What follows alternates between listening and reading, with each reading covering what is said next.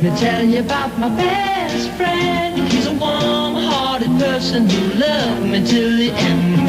People, let me tell you about my best friend. He's a one-boy, cuddly toy, my up, my down, my pride and joy. People, let me tell you about him. He's so much fun.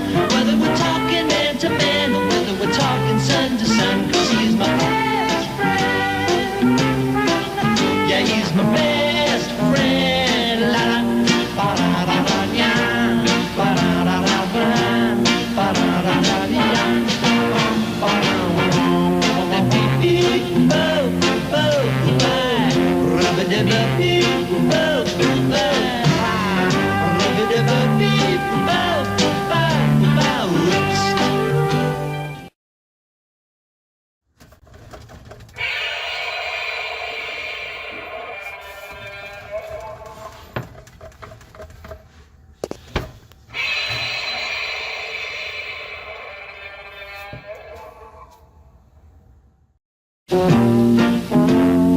People, let me tell you about my best friend. He's a warm-hearted person who loved me till the end. People, let me tell you about my best friend. He's a one-boy, cuddly toy, my up, my down, my pride and joy. People, let me tell you about him. He's so much fun. Whether we're talking man to man or whether we're talking sun to sun, 'cause he's my best friend. Yeah, he's my best friend. La la, ba da da da ya, ba da da da ba, ba da da da ya, ba da beep beep, bo bo bye, rubba dubba beep, bo bye, rubba dubba beep, bo bye, bye, whoops.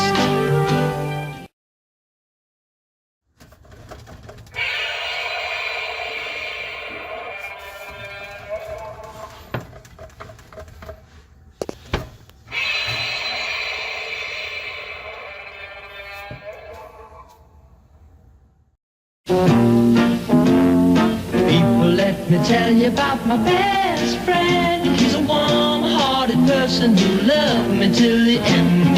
People, let me tell you about my best friend. He's a one-boy, cuddly toy, my up, my down, my pride and joy. People, let me tell you about him. He's so much fun. Whether we're talking man to man or whether we're talking sun to sun, 'cause he's my best friend.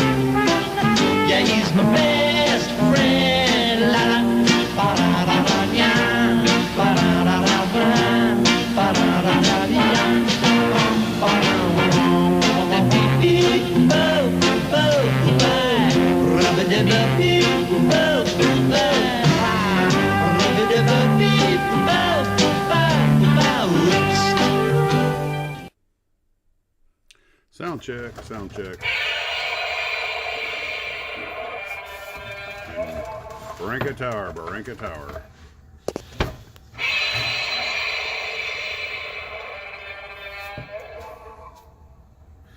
Yeah. People, let me tell you about my best friend. He's a warm-hearted person who loved me till the end. People, let me tell you about my best friend. He's a one-boy, cuddly toy, my up, my down, my pride and joy. People, let me tell you about him. He's so much fun. Whether we're talking man to man or whether we're talking sun to sun, 'cause he's my best friend.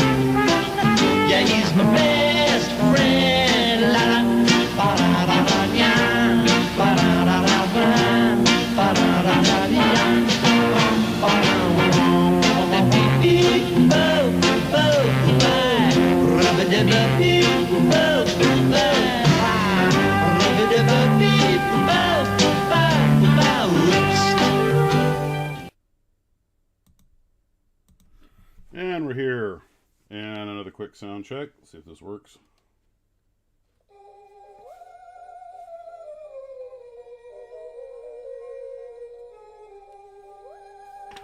Christmas ornament.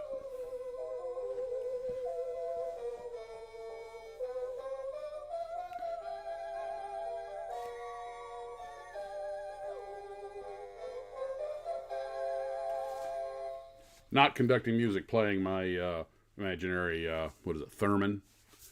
Well, good evening, everybody, and welcome to the show. I don't know what's going on today, but for some reason, I don't have a comment stream on my YouTube, but I am seeing it on the live chat on my phone. So, at least I can read what you guys are saying, but that means I got to wear my close-up regular glasses, not my long-distance computer glasses. I may be switching back and forth. Not a big deal. So, tonight I have a script of sorts. How's everybody doing? I hope you're all well. Let's see. I'll look here on my phone, see who all is out. Most of them. Mark and Chris. Oh, good. Oh, yeah, the gang's all here. Kevin. Guys, before I get started, because I didn't make a note, I wanted to give a shout out to Kevin's Models and More. He's doing the B25 build. He's got a YouTube channel also that's you might want to check out. Hey, John. John's here. Great. Actually, I'm glad John here because and Garfield and a few others, because we're going to be talking Canada a little bit here in a bit. I really believe that Canada should be giving etiquette lessons to the world. Just about a whole bunch of stuff has come in lately, all of it from those fine folks up north of the border, and we're going to get to this later. This is off script. Just before I started, my wife brought me this, which is from Ed up in Canada, and he's in Fairview. I guess that's Fairview, Alberta, and been to Calgary a couple of times. Beautiful place. So all kinds of great stuff to chat about tonight. And as most of you probably already know, I was actually able to do my first ever meetup with a glue trooper, and that was Barry down in Lauderdale. And I got the MMU. I actually got some putty put in that today. I might have some images to show you later, but I mean, it's puttying up the cracks. The thing fits just like you would expect a repop of a 70s era, 80s era Revell kit to fit. It's not bad, but you're gonna have, if you want a really nice build, you're gonna have to touch it up, obviously. But I think that's pretty much the case with any of the large figure builds. By the way, guys, I said build, so skull. And so I probably won't be able to keep up with the comment thread, so I'll let y'all chat. Since it's not up here in front of me, I have to keep looking down and progressive trifocals. I did tell you guys in the thing, and I thought I'd elaborate on that. I did meet the late Bruce McCandless, who did fly the MMU, and Barry gave it to me, he said, because he saw this postcard I keep up here, and that's Bruce on the initial flight, untethered flight of the thing. And as I think a couple of you guys had pointed out, the MMU actually worked. And they had actually tried to fly this thing. Gene Cernan had tried to get strapped to it, and he almost overheated actually did overheat in his suit, because he didn't have a proper amount of handholds. Nobody really knew how to work in space. It was kind of Buzz Aldrin that cracked the formula on that. And Buzz was the one who said, look, you've got to have these little straps and stuff you use aren't going to get it. You have to have big, proper foot anchors and hand restraints and everything. Holds. And it worked, but they never did fly the MMU, or the Manned Maneuvering Unit, and until the shuttle missions. And ironically, as well as it worked, they quit using it after a while because they realized that Canadian-built robotic arm did everything they needed more safely with less production. So, I still think it's Johnny Quest cool. By the way, the thing just puffs air. That's all it is. And contrary to what you saw in the movie Gravity, which is a fun movie and a good movie, but it wasn't terribly accurate, as any space geek will tell you. You can't fly around the way George Clooney was. It's very gentle puff maneuvers, let it drift, and that sort of thing. But I've always wanted the MMU. When I was a kid, man, we must be going back to 69 or 70. My brother's best friend, Doyle Pope, who was a fantastic model builder, and he was one of us. Sadly, we lost him to non-Hodgkin's lymphoma a while back, some years ago. And the kind of guy nobody could not like. I mean, smart, personable, just nerdy enough to be cool.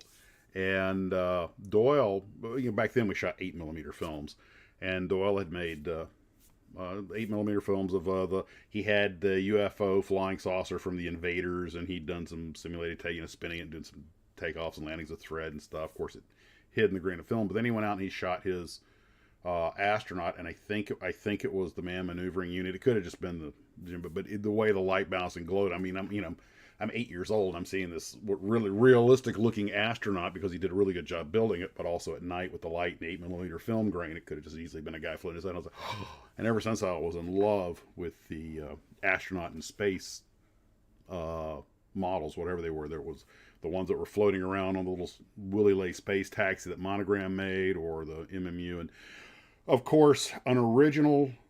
I guess it was Revell Gemini kit with the astronaut and the MMU from the 60s, or even a repop, is a holy grail kit. If you can find one, they're ungodly expensive, and I'm more than thrilled to get the one that Bruce got me. That's something I've really wanted. And when I'm done with it, I'm probably going to hang it somewhere. It's going to be suspended, and I'm guessing in the TARDIS. I really. She who must be obeyed is, she tolerates a lot, but we're not hanging models in the house. But it will hold a place of honor. And, but anyway, when I got to meet Bruce, God, I think it was 77, because it was me, Russell, Bill, and I think Herworth might have been with us.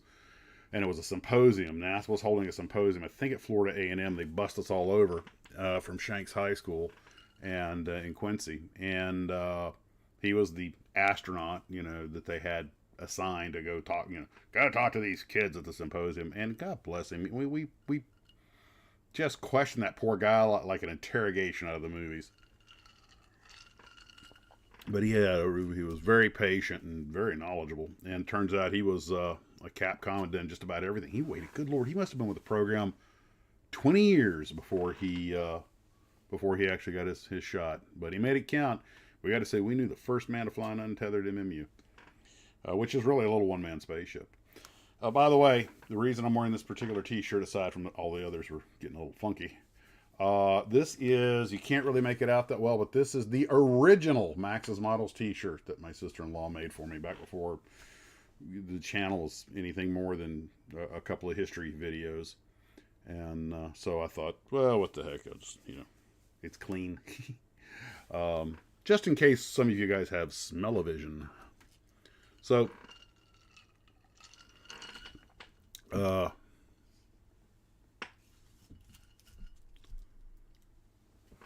Yukon Jack.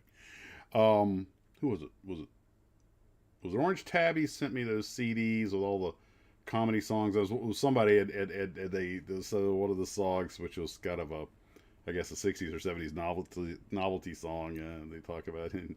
Guy smelled a little like Santa. It smelled of Yukon Jack. Talking about Yukon Jack down in the comments.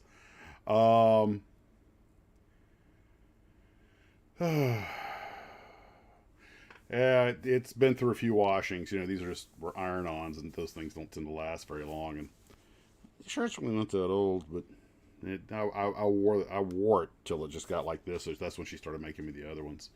And she asked me what was my favorite box art, and I showed her Linward's picture of the Spitfire, and then she made that one for me also.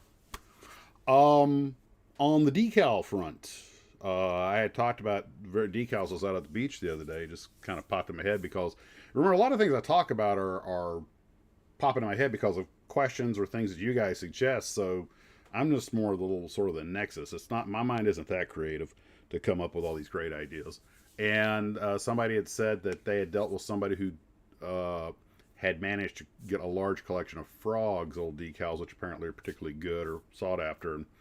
And it got me wondering, okay, well, if you were going to hoard a certain manufacturer's decals, who would it be? And almost unanimously, everybody said Cartograph out of Italy. And I've probably used their decals, but I don't have a conscious recollection of it. But now that you said it, I'm going to have to go get some. I can tell you the bloody worst ones I ever used, not counting the Starfix kits. Those weren't even water decals. They're like sticky rub-offs. They're I don't even count them.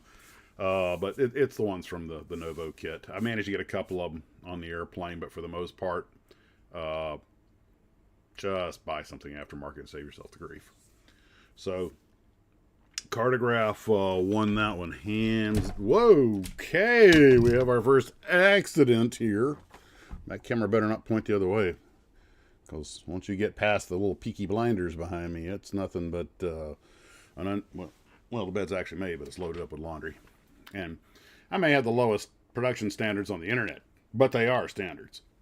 So here, yeah, everybody seems to love Cartograph, and I'm sure I've probably used them at some point.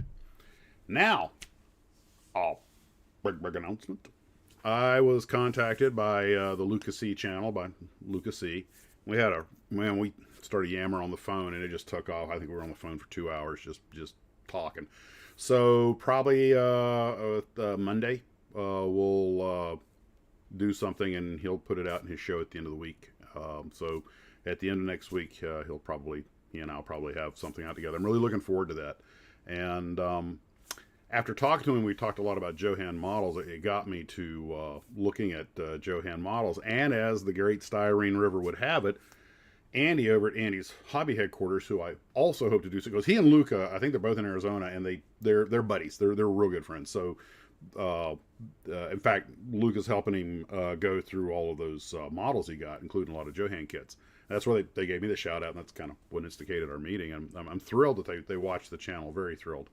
And of course, you guys know Andy's his is a real channel. I mean, he gets 50, 100,000 views, and well, he's in the business. He runs a hobby shop, and he recently came into all those cars, and of course, sadly from an estate purchase, but we're all mortal, eh?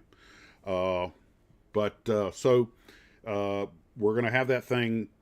Do that thing next week. He'll put it out, and I'm hoping at some point maybe to do something with Andy also. I actually, being an airline pilot, being able to travel for free, if I get some time off,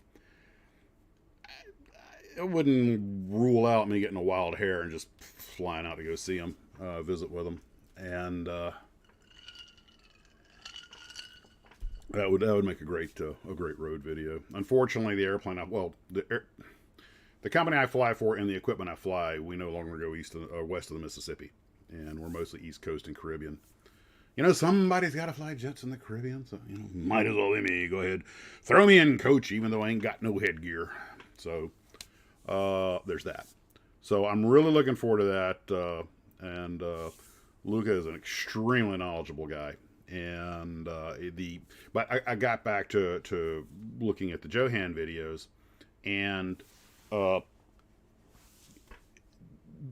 Andy had pulled out today some of the airplanes that Johan made, and they made 5 of them. They were about to make they made a Messerschmitt that could be I think a 109E or G or G or F. You could do one or two options. They made a couple of popular warbirds, and they were in the process of making, I believe, a P-40. I think they had a Corsair, a Thunderbolt, but that's when the company ran out of steam. Now, what was interesting, though, was that John Hanley, who was Johan, even though he's best known, obviously, for the cars that he made, he was actually a big aviation guy. He had been building model airplanes that had been displayed at World's Fairs. The Army had used his as patterns for making identification models during the war. He was actually really initially an aviation guy. That's what he loved, but, of course, having worked in the auto industry and been up there where it's at and doing the promos, his business was primarily auto-oriented. But I thought it was interesting. Now, and he had that no-touch sprue system, which, by the way, runner tree system, which, by the way, was patented. And he actually had to go after one or two people that tried to copy it without license. But if you guys are owned a Johan kit and notice that they have those frames around the runners that keep the parts from... It's like it's got this little frame that holds the whole thing intact so you can't crush it. The parts don't touch. They don't hang loose in the box, unless, of course, they break loose. But that was a John Hanley patent. So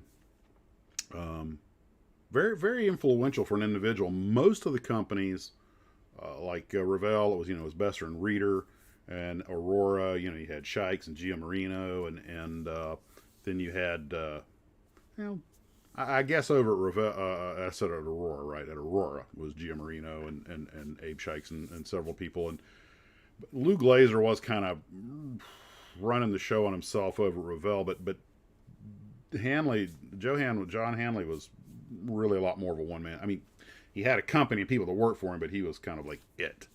And he accomplished a great deal. And my understanding is that most of his fans, still the Joe fans, there a lot of people to this day say that the older Johan kits are still better than the newer MPC or AMT stuff, and I probably won't know that till I build one, but I'll take their word for it. And so anyway, looking forward to doing the thing with Lucas C very, very much, and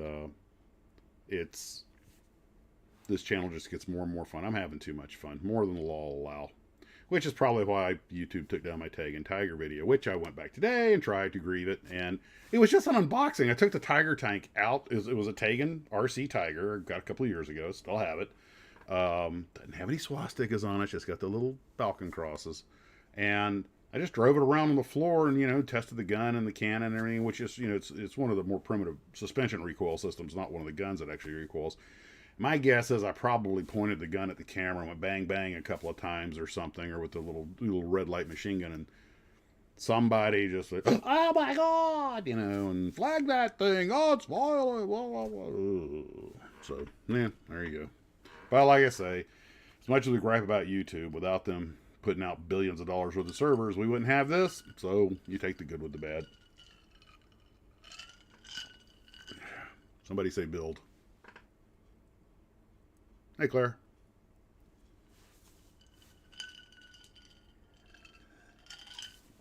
That's for the next person that says build. Okay.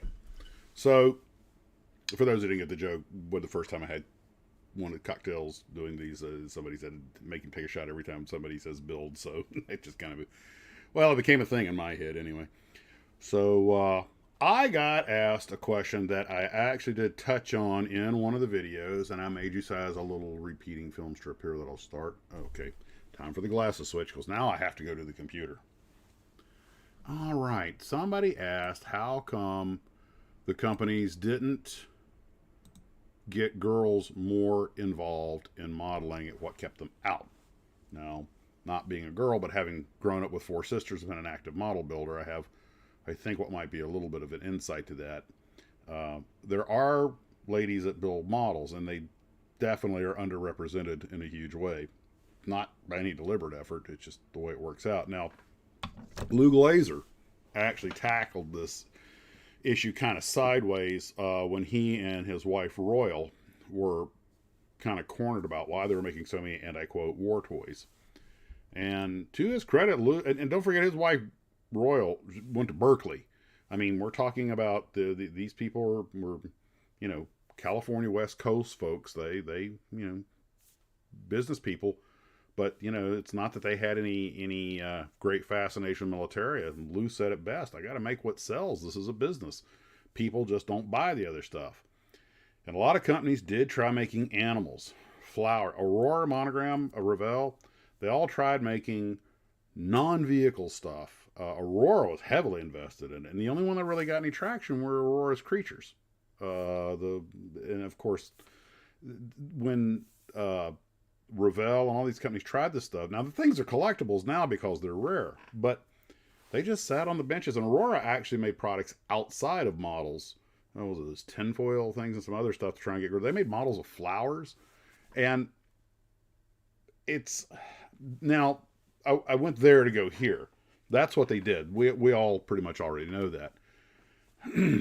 I think, in my humble opinion, that the reason most girls don't have much interest in modeling, and some do, and I would also note that as John pointed out, his daughter actually is a resin caster, and she makes some, from what I've heard, rather impressive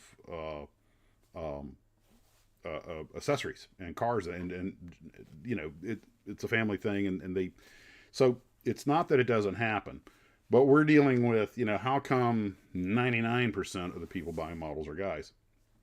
And I think, you know, in my humble opinion, one of the factors is by no means an encompassing answer, but one of the things is that, as I talked about in some of our build videos, we like to build things that we know, not only do we have a native interest in, you know, cars, planes, tanks, that sort of stuff, but also things we know we're never really going to get to see outside of a museum, you know, spacecraft or science fiction and things like that. A lot of these things just actually don't exist. And so it's a way for us to reach out and have some sort of contact with it, even it's, you know, largely through this real building. An expansion of the imagination.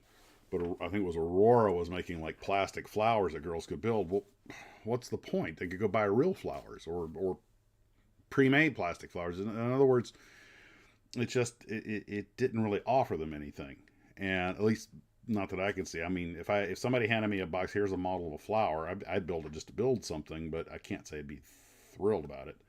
And some things spark the imagination, and some things don't.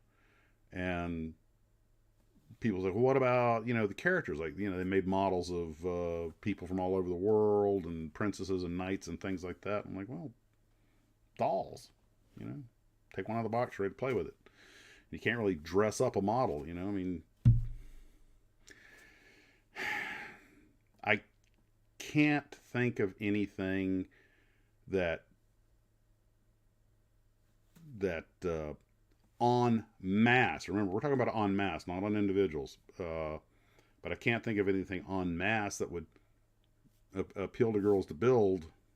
And the industry, you know, 7-8 major companies spend a lot of time trying to figure that out. Probably the same reason boys like to play with construction toys. It's just there are just some differences. And it's not that girls don't like things in miniature. They love things in miniature. You know, my sister collected Breyer horses, and I mean, they collect dolls. And it's just something about guys. We like to build things, put them together. I don't know. I can't really put my finger on it, but I think some of it has to do with just the mechanical, the machinery. The kits of machines usually look pretty good when they're done. You think about it, it's really hard to make a kit of a flower or a cat or a bird that's really going to look lifelike when you're done. But you can go buy one that's already made that looks lifelike, or for that matter, you can go get a real one. Most kids don't want to pet a plastic kitten. And of course, I have absolutely no idea what I'm talking about. This is just my read on the situation. But if I was a model executive or a product manager, and somebody came to me and said, you got to get something girls are going to be interested in, I think I'd probably resign. I don't know. But you know, when was it James May did the thing with the 1-to-1 Airfix Spitfire, and he had all the kids go in there and build Airfix models before they went and got involved with the big thing. And they had boys and girls, and the girls seemed to be having a great time doing it. I don't think they were as much interested in what the subject matter was as just the idea that they were building something. So it may just simply be that, and this is probably a gross oversimplification, but it could just be that no one ever taught them to build models. Maybe if Dad taught them to build models, they would have an interest. I'm grabbing at straws here, people. But I was asked that question directly, and I thought it was a good enough question. It merited a little discussion. So you guys put your comments down there. And any ladies are watching, please, we'd love to hear. Maybe that was a mistake. Maybe they should have gone to, you know, I don't know. They did market research on it. So maybe they did go to girls and ask them. Who's this? Because certainly girls, my sisters made their own clothes. They built all kinds of stuff. They made floats for parades. I mean, they were really artsy and crafty. Why they weren't interested in models, I couldn't tell you. Maybe there really wasn't anything to build that they were interested in. That's all I have to say about that. This is, and now for something entirely different. I realized that I have three different sets of boxes four for the SC5s. All the Revell 1/72 scale kit. Now, of course, the ones on your far right are later boxes, new box art, and the others photos of the airplane. But if you look on the left, the Linwood cover, I realized that the boxes, and I don't know which one's the oldest, but the boxes the side panels are different, even though the cover art, all the boxes on the left have that exact cover art.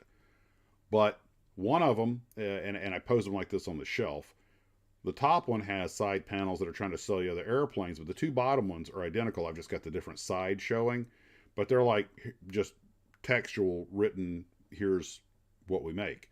Now, I'm not sure which one came first, but it made me realize that even though they kept the same box art, they were changing the boxes. And you got to understand, that's not a cheap process.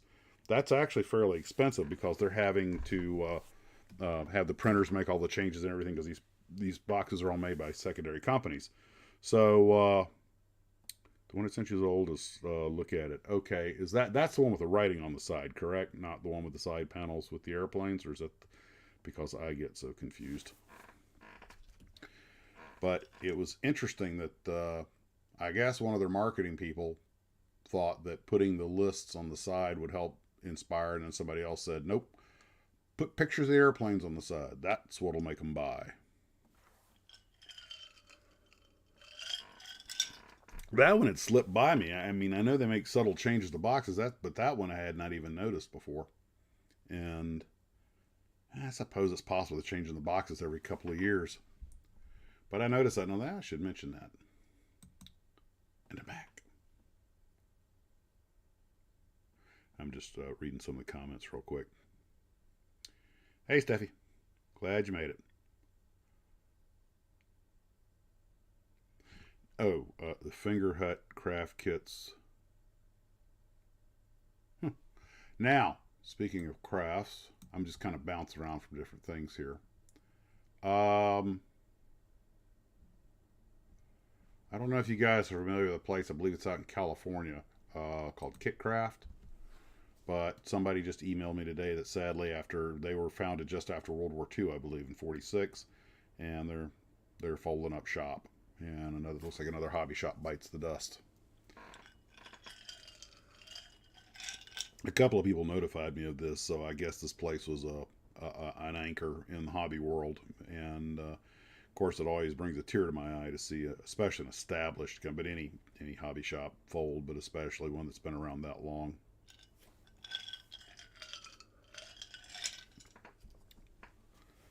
So here's a nod to Kitcraft. 46 to now, let's see, that's 54, 64, 74, 75 years. I mean, you got to give props to that. Yeah, I have to agree with John. Retail's pretty much bit the dust. Nick Argento at Glencoe, and I know I've harped on this before, but it's a point worth repeating. He said that the beginning of the end of kit models was when they lost their retail space in places other than hobby stores. And I'm sure you guys know you used to be able to buy them at grocery stores, and hell, convenience stores even carried them. And then I know the drugstore in my hometown, I bought a lot of them at Crouch Rexall Drugs, and they actually had one of the best selections. In fact, towards the kind of tail end, not long before I went in the Army, they actually had the best selection in town. The dime stores had all but quit carrying them. And for those of us who remember dime stores, the 5 and 10. And as Orange Tabby points out, that the hobby is picking up steam in other parts of the world, and that's good because that means the presses will continue to run, and even if we're just catching their overflow, at least we'll still have supplies of models.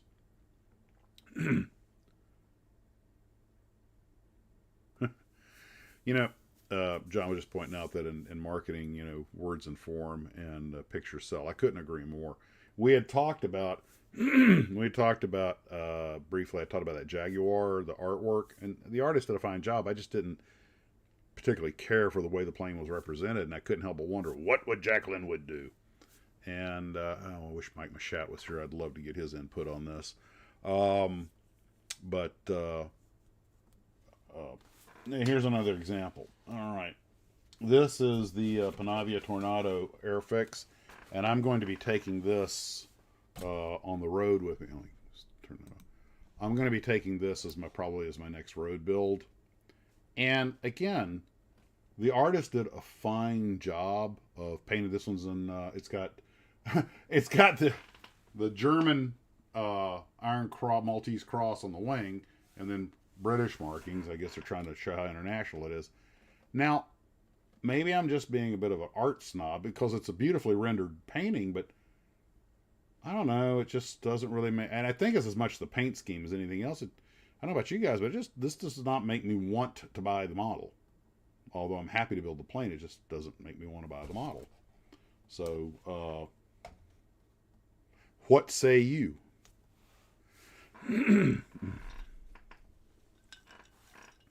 But I'm still going to build it.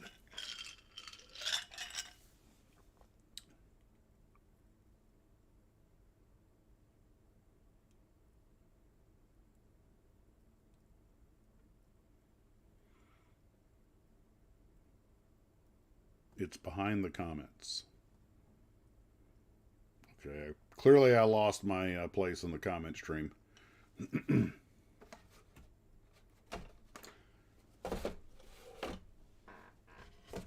See, this is a good size for a road build kit because I can bring it back, and it's real easy to overtask yourself when you're doing a road build. Oh, let's take that. Next thing you know, how am I going to get that in my bag? It's a nicely rendered kit. I think it's going to look beautiful when it's done. And okay, I'll start a little fight here. Is it Panavia or Panavia, and is it Tornado or Tornado? All right, yeah, it's got pretty nice selection of options on the decals. Marine. Well, the Germans going to give it to their Navy. I'm kind of tentatively planning on German markings just because I don't have any post-war German marked stuff. Do something a wee bit different. Yeah, I figured it was a prototype scheme with the with all the international markings on it. Oh,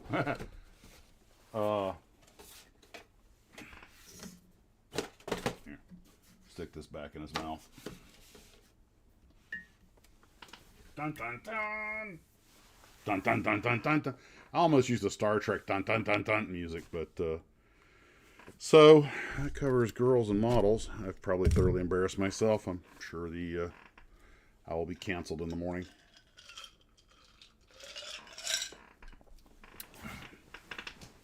See you. Let's see. Read a couple of comments real quick, and then we're on to the next thing.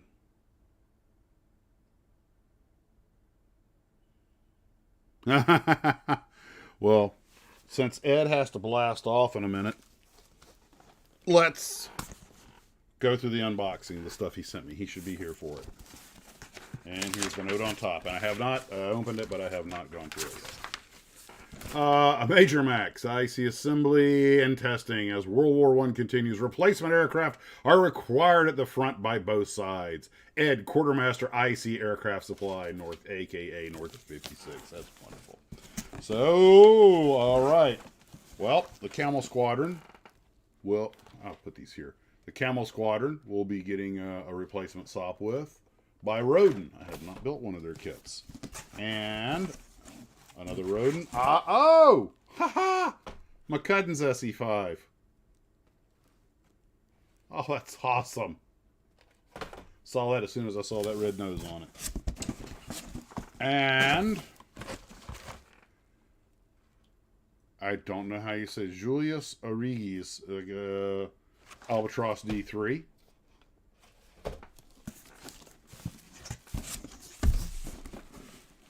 With this many airplanes, I have no choice but to start a war. The Eindecke, which, as you guys probably know, literally translates into one wing.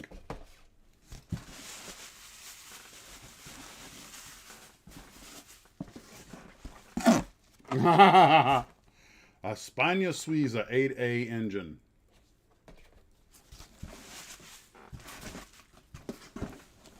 Woo! Monogram Skyraider. Looks like a companion build in the future. Could be. Dun, dun, dun. Ah! And the triplanes, the Dreidecker. And a book, Fall of an Arrow. Oh, another book on the Arrow. Fall of an Arrow. Oh, nice pictures. Lots of pictures, just the way I like them.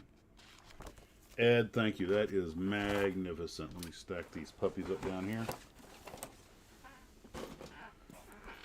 Oh, at some point we're going to be doing a biplane build. Rigging will be optional. Oh, thank you, Ed. That's awesome. And everybody give a thanks to Ed.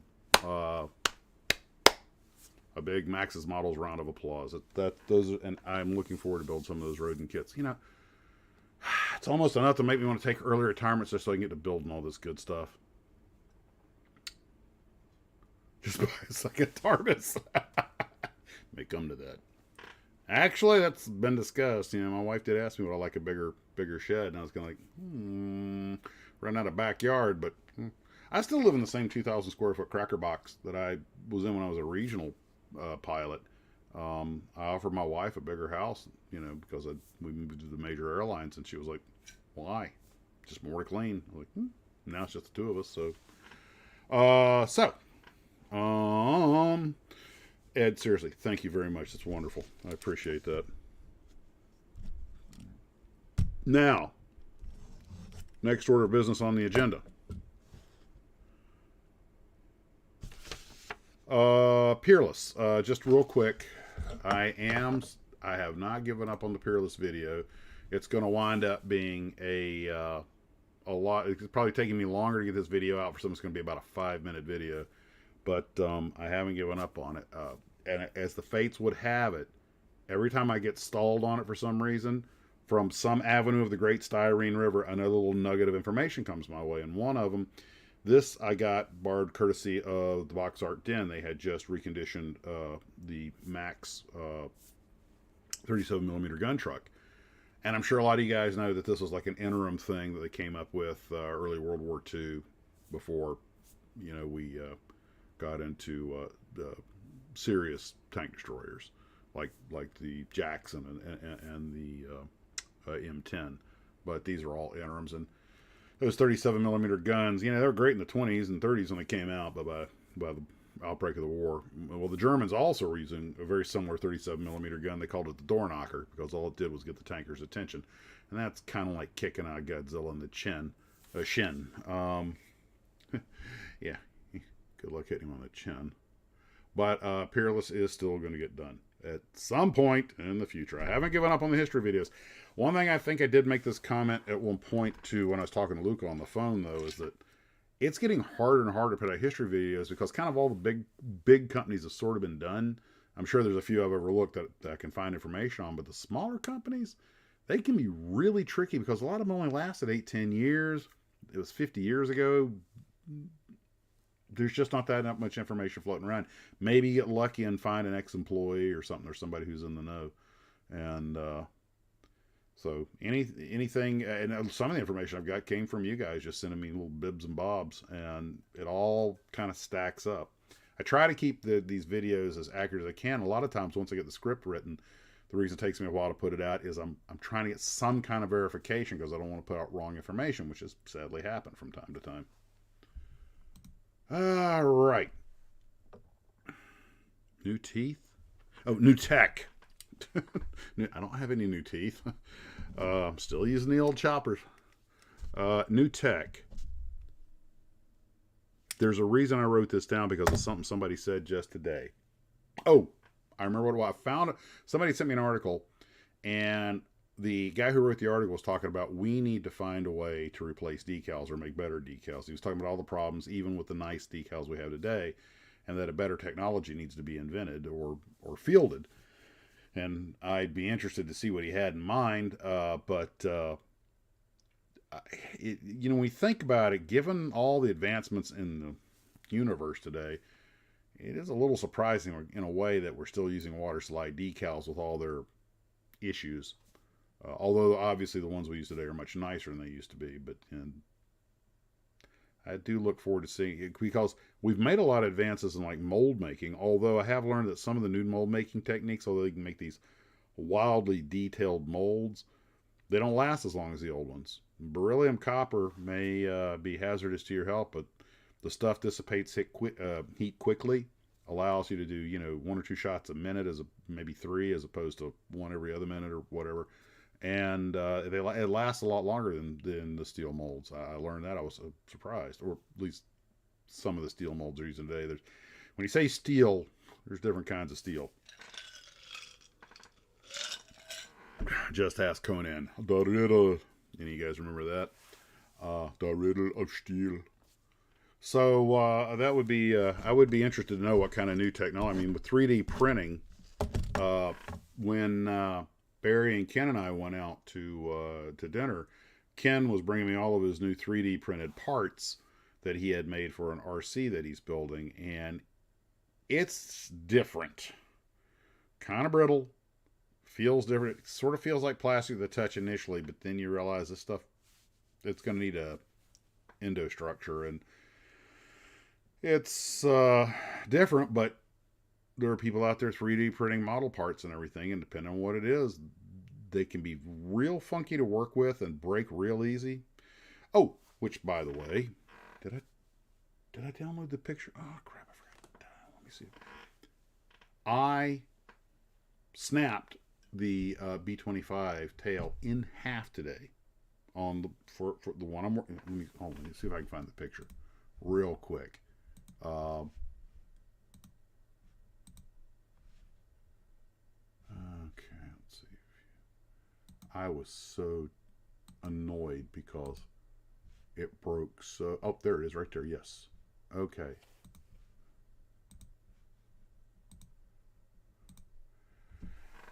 That is the tail to the B25, and I apply. I mean, very little pressure. I know I'm a little bit of a ham-fisted and can be a bit of a gobbly.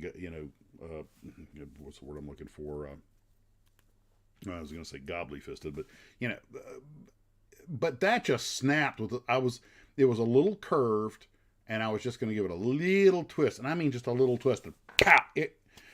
Now it could be that this kit was probably made in the mid 70s. So the styrene's pushing 50 years old, and yes, styrene properties do change over time.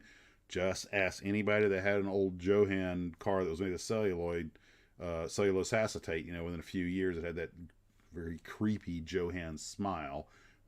So age has got to be a factor here, but that thing snapped with just the slightest pressure. I was actually really surprised how quickly it snapped. It has no flex in it at all, and it kind of reminds me of that 3D stuff.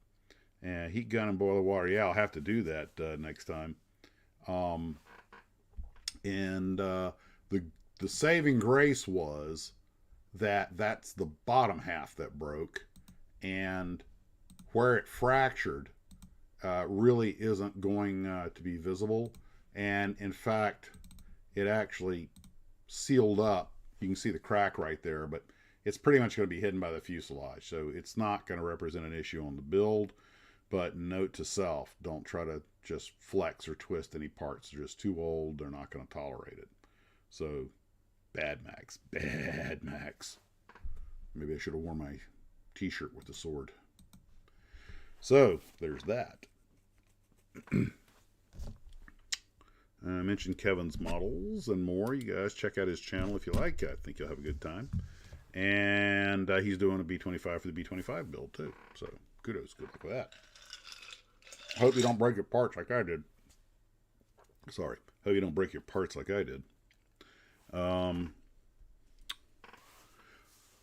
had mentioned Andy's hobby headquarters earlier. I don't know if you guys, I see a lot of you guys commenting on his channel, so I know most of you watch his channel too, as do I. And, he's trying to get that museum going. So when he's kind of up and running, got a few things going on, I'm going to peruse some of the older kits that you guys have gifted to me and see if there's something probably in the 170 to 2nd to 150 scale Japanese category, like a Morrison kit or something, or maybe even a Starfix kit, so he can have sort of a that I'm going to probably talk to him about, see if there's anything in that would go in that museum, because I think that would be a great place for a few of the kits. I still have one or two of the Starfix kits I haven't built, and all the, I know Starfix is kind of a joke as kits go. No, not kind of a joke. They're a joke as kits go. But they're part of the history of modeling and should be represented, even if they're on the bottom end of the spectrum. Just like some of the crappier Lindbergh kits. And I hate to say it because, I've built a lot of Lindbergh kits, but let's face it, they and Aurora put out a couple of them that were kind of like, really? We should call them really kits. Really? But they're there. And, I think he's going to get a lot of donations. Look, if I'm getting all this wonderful stuff you guys are sending me just out of the goodness of your hearts, I'm sure for something like his museum, he's going to get plenty of stuff sent his way. And I hope he does. And that's the beauty of this.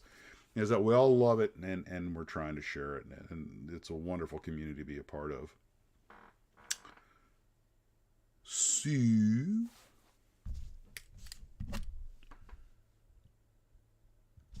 man, I have really got to learn to write the pair. I have no idea what I wrote here. I can't read my own right there. The God. The oh well. Paul down in New Zealand sent me a picture and of a kit that I did not even know existed, along with a link to an old Steve Canyon episode. You guys remember him? Okay. Of course, I forgot to attach the picture here, so I gotta look for it. This should just take a second. I think I know where that picture is. But I got, courtesy of Glue Trooper, the Beta I kit, which was one of my Holy Grail kits. And now that he told me about, showed me this kit, there it is.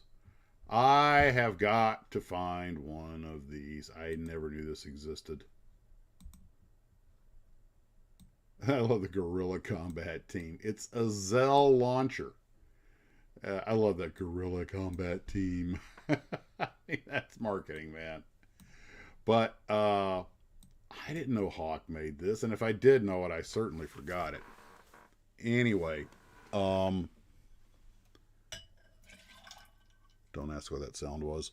So, that is just too freaking cool. Come on. And I'm sure all he did was take an existing truck kit, an existing airplane kit, made a mold for the launcher. They probably already had the trailer. But is that just not awesome? Now, for those who don't know, ZELL stood for Zero Length Launch. And this was literally, they would use a rocket, just like the Snark uses the short rail launcher. That's what it is. They would use a dry fueled rocket that would blast that jet off the ZELL launcher, zero length. It'd go in the air, it would jettison the rocket, and the plane would fly its mission. But it did have to have an airfield to return to.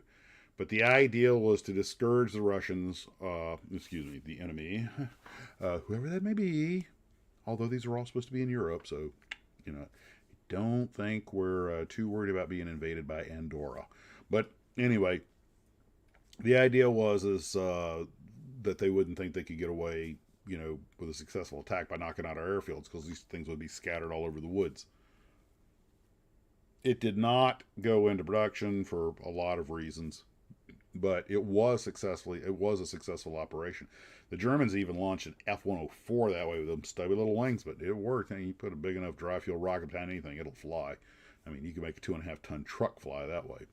But I didn't know this team existed, and the Guerrilla Combat Team marketing. That's.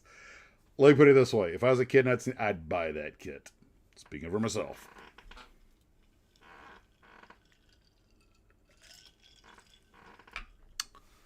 So,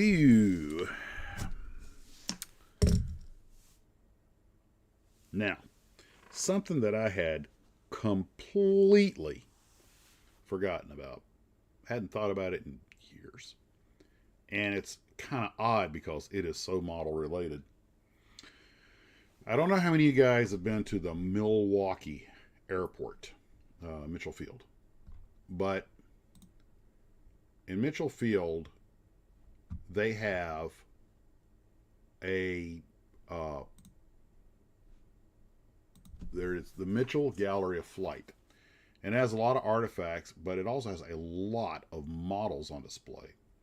And we're talking about really nice models. Some of them are like commercial display models, but a lot of them are kits, and they're under glass. And it's free to go into. It's just there in the airport.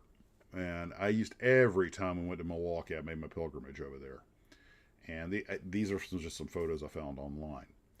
But the one thing they have in there that still stands out to me to this day, I don't know who made it. I don't know how he did it. But it's this. That is, if I remember correctly, a 1/6 scale French Caravelle cockpit. And the reason he did it is that, for those who don't know, United Airlines back in the 60s bought, I believe it was 20 of the Caravelle jets from France. And if that nose section looks familiar, the cockpit looks familiar, because they basically bought the cockpit section off of the British de Havilland Comet to save them development time. And I don't know what modeling techniques he used, if it's styrene or wood, or probably, I'm sure it's multimedia. And I saw this thing 30 years ago. But I think it's still there. But that is a 1/6 scale model. And although you can't see it in this picture, it is so detailed that the captain's flight bag has a little brass name tag on it. And you look into this thing, and that's what you see right there. It's in a case that you basically walk up to and kind of look into, sort of like a visor. It's magnificent construction. It has got to be one of the finest bits of model recreation I have ever seen.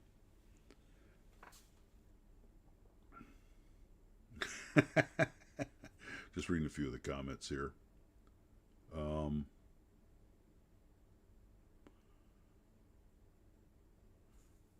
say what you like about Milwaukee. Any town that makes beer is okay by me. But I was a working pilot, and I would just stare at that thing. I mean, the oxygen mask, it's got the old style, quick dawn oxygen masks and everything hanging up there. It's just the seat cushions. I would imagine that he used everything. But how the heck did he make things like the yokes and stuff? I mean, were they hand carved? Were they cast? I have no clue. But I imagine all the dials and everything were just printed from photographs. But still, it's fantastic work. He's got the little high pressure knobs and everything for the bleeds and stuff, and the cutoff switches. The overhead panel and all that looked to be 100% accurate. It must have taken years to build that thing.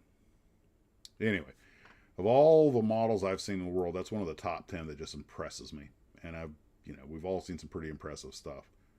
And I just thought you guys might appreciate that. So if you ever happen to be in Milwaukee passing through the airport, go over to the Mitchell Gallery flight and look at that and some of the other models. Some of them are just, like I say, just commercial models. They're nothing particularly ooh-ah, what that is. Well, it is to me anyway.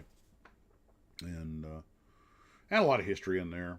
I learned a lot about some of the airlines used to fly in the area. I think that may be where I learned that the French Caravelle, which, by the way, is the first foreign airliner jet sold in the United States. So it holds a little bit of significance. Another thing that was most of you guys probably seen the documentary, but Howard Hughes wanted to buy the Bristol Britannia, the turboprop. And the problem was that Bristol, being a relatively small company, it's ironic such a small company could make such a big plane.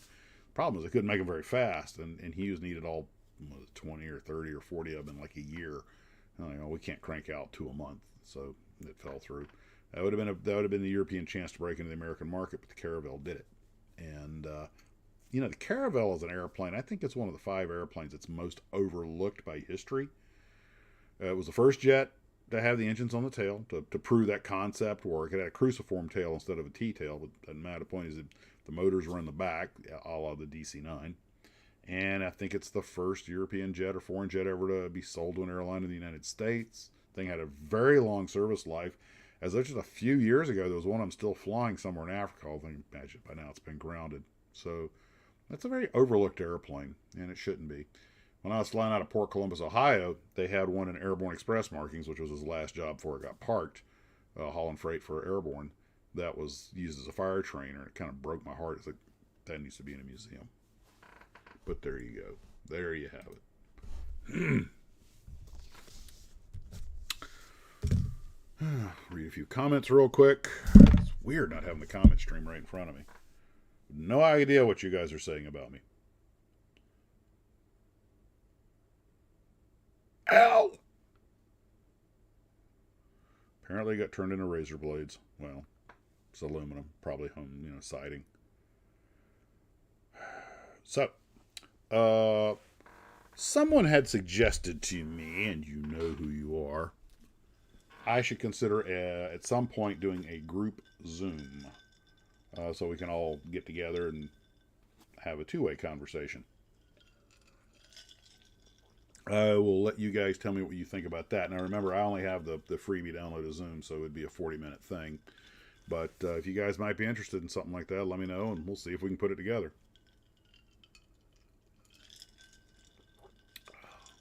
Whiskey is good. Bourbon is better. So, let's see. And the last thing I have on my list before we hand it over to you guys for an utter free-for-all is my little Godzilla versus Star Trek thing here. Barry had sent me a picture he'd found on Facebook, which I used of the, why from Star Trek 5, why does God need a starship? Why does Godzilla need a starship? And that led the whole gag thing, the little reel I did at the beginning, since I had all the models, and this one right here. So, what come on, light up. Sorry. I mean, I meant to do that, but didn't mean to do that.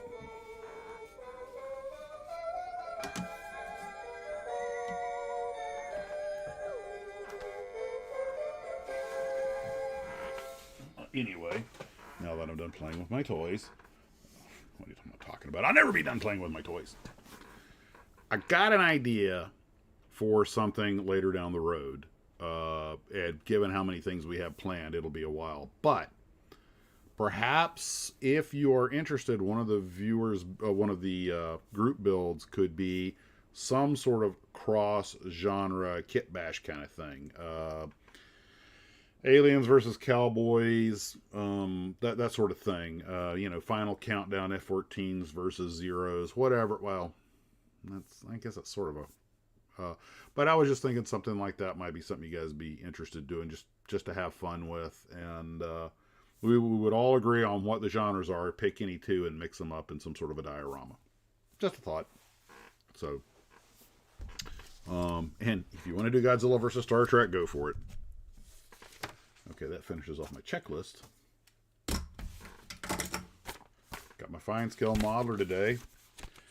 And although it's still kind of thin, I am happy to report that at least the viewer's build is more than one page like it was last time. Last time it was literally 3 models, but it's 1, 2, 3, 4, 5, 6, 7, 8 models and 4 pages. So at least there's that. And as usual, they're getting into some kind of interesting, oddball stuff. But that's okay. It's all good. Just was glad to see that I was afraid that this magazine... Oh, I didn't even see that. Having a chance to look at it.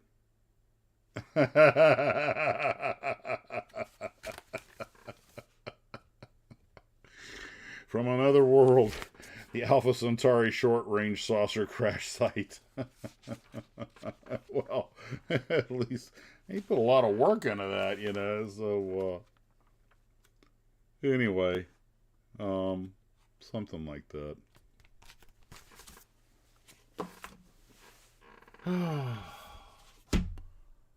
have some other pictures here, so there must have been something else I want to talk about. What is this?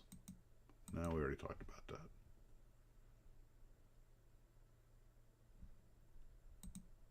Oh, that's a picture I didn't use, but that's just the same pictures in one instead of rotating through the initial gallery of flight. I don't know if I put the thing up. I did mention the Lucas C channel and Andy's Hobby headquarters, and I look forward to doing that thing with Lucas C. I'm sure you guys are very familiar with them, but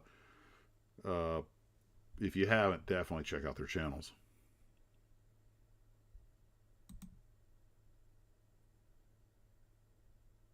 I'm just taking a second to read a couple of comments real quick. Oh, there was one other thing. I had asked you guys if anybody had any gouge on that Jimmy Buffett Hemisphere Explorer, the big Grumman Mallard model that was up in his restaurant, and some folks had suggested it might have been from Atlantic Models out of Miami. And I had heard of them before. And these guys run, their website is literally, I think, atlantic-models.com. They do the models for, anybody that contracts in big military stuff, obviously, as you can tell. And they do one-offs, but they ain't cheap. I asked somebody about one of the models that we had, and I don't know if it was a Pac-Man or Atlantic models, Pacific Miniatures, but apparently this big, like 5-6 foot long models of airliners and stuff you see in the lobbies, those things easily run 10 grand. But after I saw how much work it takes to make one, that seemed like a bargain.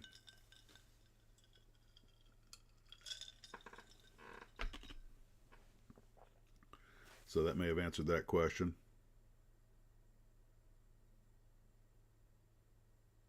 I can do simpler than that, Paul.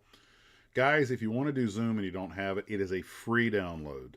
All right, you just download it on your computer. You follow the tutorial, set it up. It takes about 2 minutes. And once you're set up, when it comes time for the Zoom session, the host will send you. He has to have your email or do it through Facebook or something. Normally, I just do it regular internet, but he will, or she will. The host will send you an email that will have the meeting number and a password. You can copy and paste the meeting number and plug it into Zoom, and it'll take that meeting, but the password has to be hand typed. It's set up so you cannot cut and paste.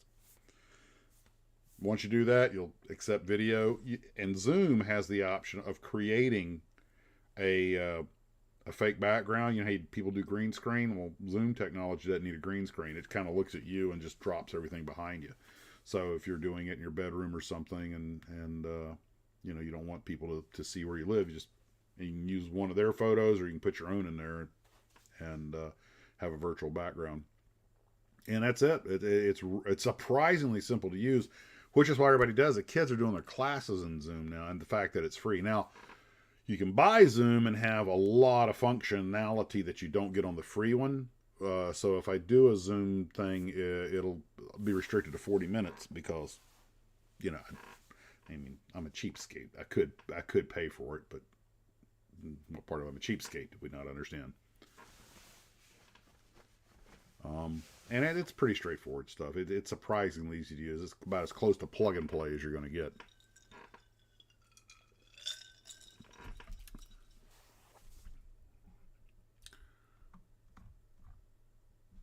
Well, that actually went quicker than I expected. I have to find something else to talk about. I can't stop talking.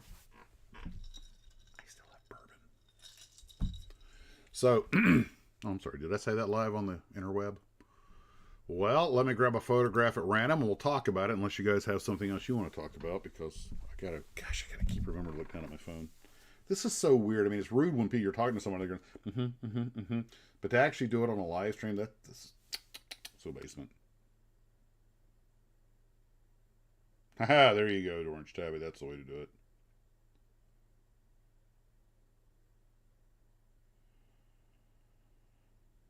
Max, did you ever do a chronoplane A90, the Aerodynamics?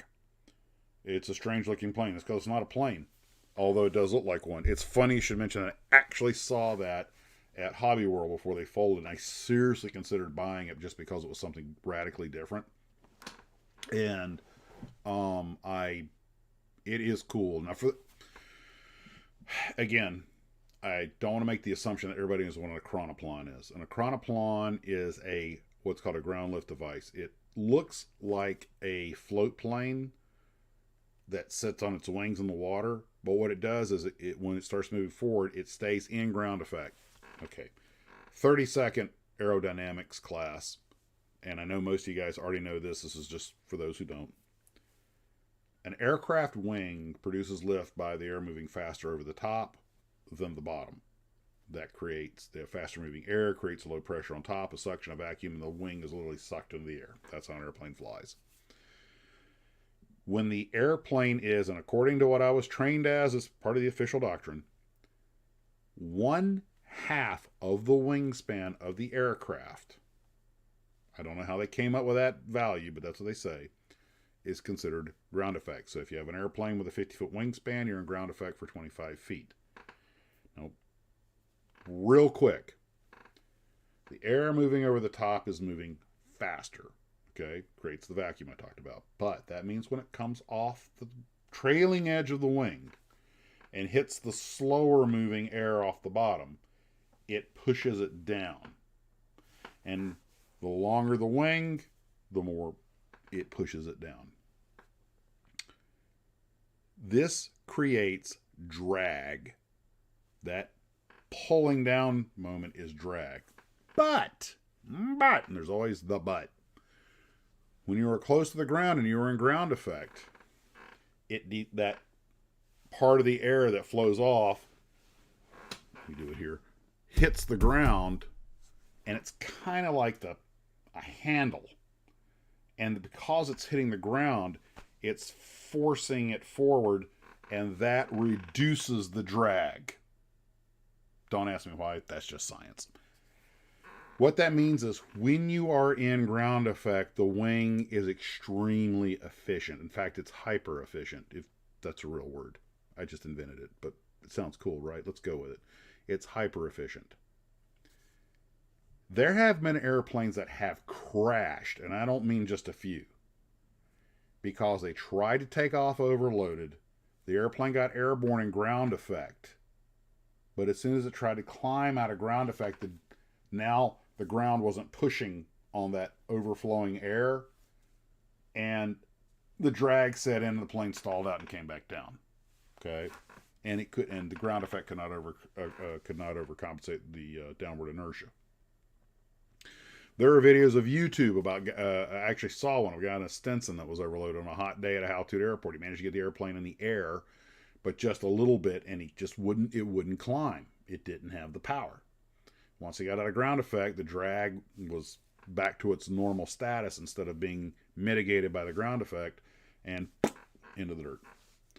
So, chronoplans were designed to fly that way, to fly in ground effect. So they have short, fat wings on them, but they produce a heck of a lot of lift down low. The idea was the Russians made things the size of freaking ships that would fly about 10, 20 feet off the water at 300-400 knots.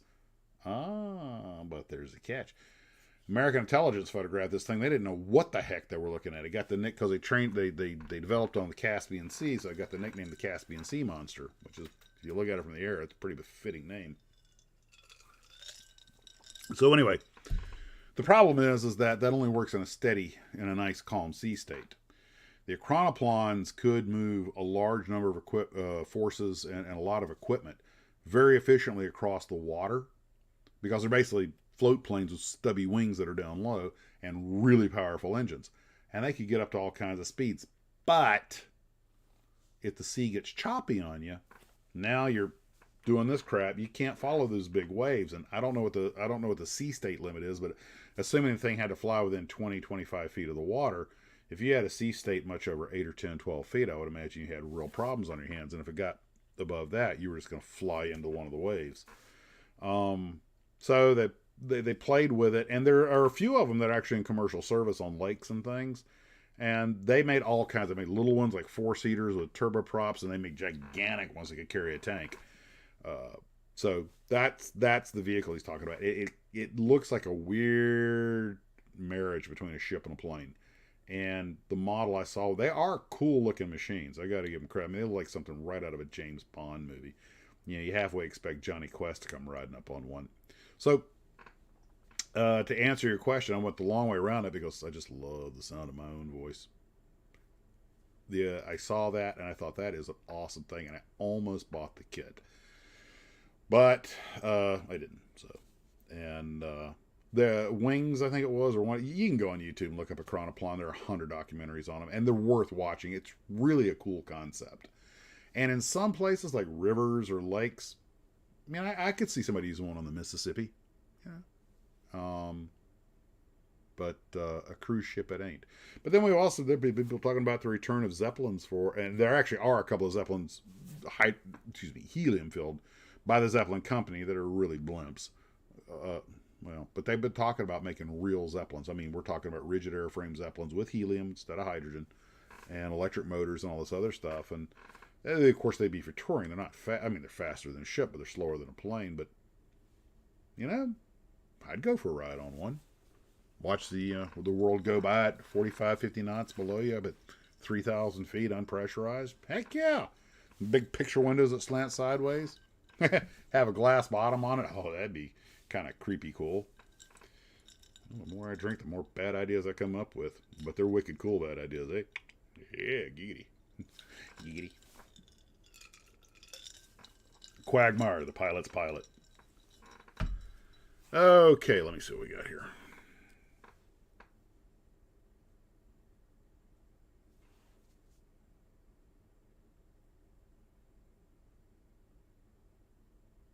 They're running out of helium? God, is there anything we're not running out of besides annoying? Not going to go there. Oh, Paul, glad to do it. It'd be nice to see some of you guys' faces for a while. I'm sure you're all, you just can't get enough of this. Come on, I'm adorable. Can't get enough of this. Okay, now I'm just getting weird. Which, it's my superpower.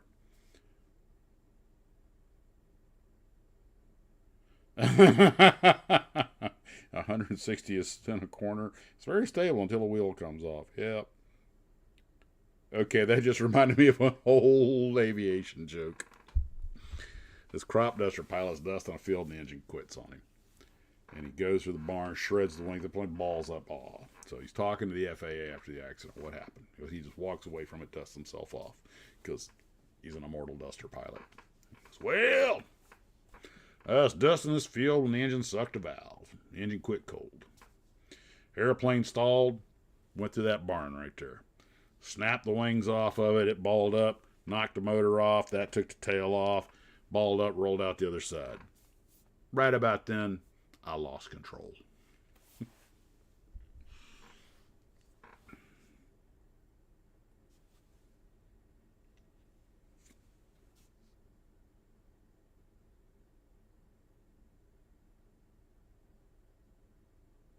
I'm just reading the comments, are trying to catch up.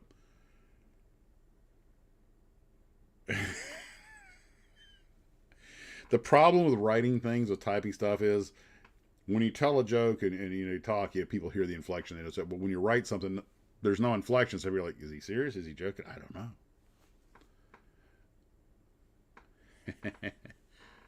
know. So let me find a picture of some things that we can have something new to talk about. I'm just going to grab a photo at random for my photo stash. And, okay, well, this isn't exactly at random, but let's go with this. Real quick, if you guys were going to write this scenario, would they be frenemies, enemies, or friends? And what would your storyline be? I expect a full written report and a screenplay by 5 a.m. So I'm thinking this is a Star Trek crossover episode. Probably some kind of misguided understanding. Start off as enemies and buddy up later on, kind of like they did in the Godzilla vs. Kong movie. I think that's what the fans would like to see. But the simple fact is that okay, I was about to say in reality with two pieces of fantasy science fiction. Yeah, I don't think those words go. I do not think that means what you think that means. But given the canon of the two various fields of endeavor, I would say that the big G doesn't stand a chance against a starship because not against a water-driven starship, Captain. Oh God, did I just use Scotty and Chekhov in the same sentence? Forgive me. But we saw how Vol ended up, so take that for what it's worth. Yeah, you paid your quarter to come here, you know. Okay, now I'm going to read the comment section because this should be good.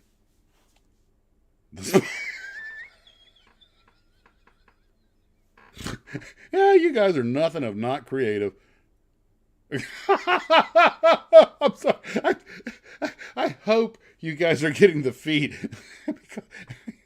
The spiciness sells. Yeah, where Godzilla orders a pizza. No, they're not. The Godzilla is 1 to 144, and this Enterprise is probably, you guys, was it 1 to 495 or something? I forget the exact scale on that.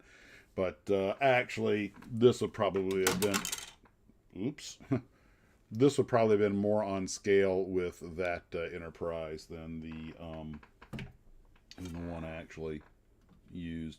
But my wife made an observation that I agree with. Oh, okay. Okay. Sorry. I keep forgetting that's going to do that when I do that.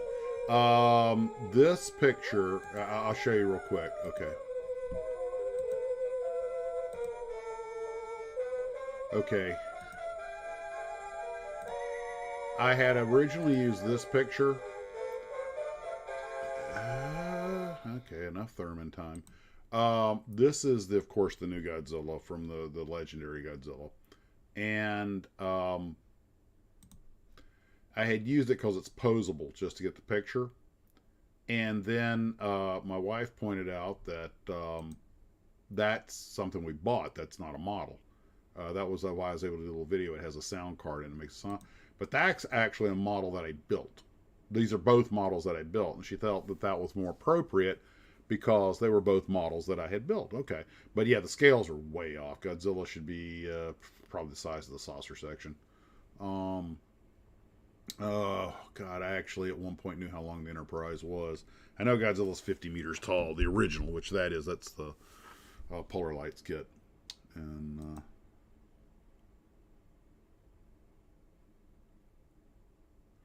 you see, I don't like that Godzilla, and then nothing comes after that. You don't like that?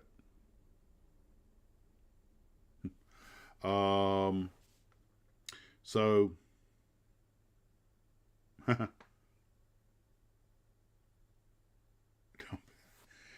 if I was going to write that story, it would be something like Kirk goes to the planet, discovers this thing.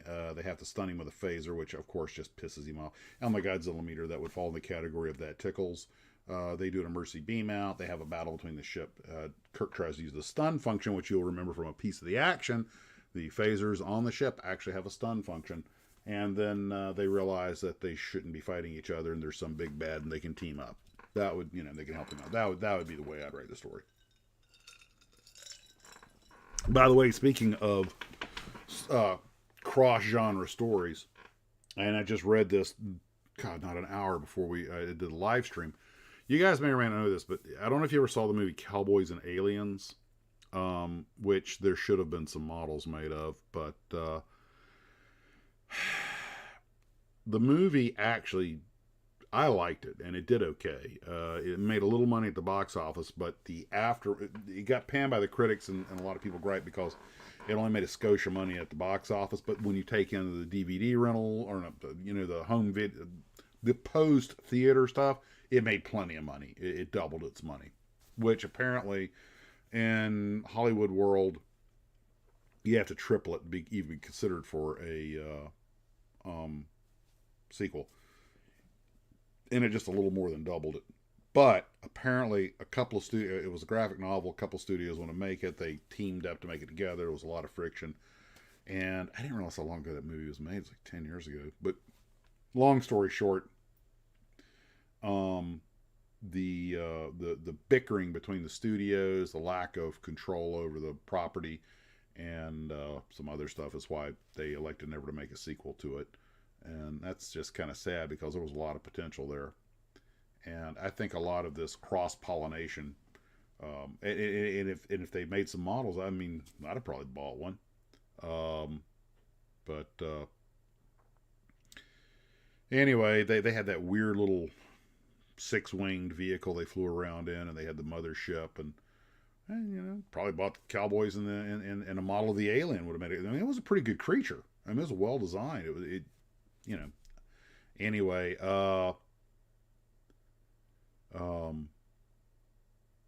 if you guys haven't seen Cowboys and Aliens, if you like sci-fi or you like westerns, you're gonna like this because it's both, and it's a real western and a real sci-fi movie.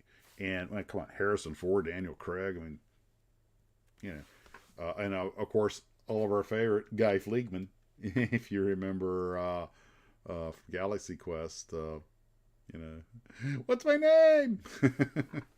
Maybe you're the plucky comic relief. Sam Rockwell is the actor. And I tell you what, For a guy who most people don't know his name, Sam Rockwell's been in everything and always plays these characters you remember. He's like Gary Oldman. He's sort of like the Gary Oldman in that regard. And it that another thing that ticks me off. Why aren't there more Galaxy Quest models? That movie was good. I'm sorry, but I mean the ship, just the characters. I'm sorry, that movie was just good.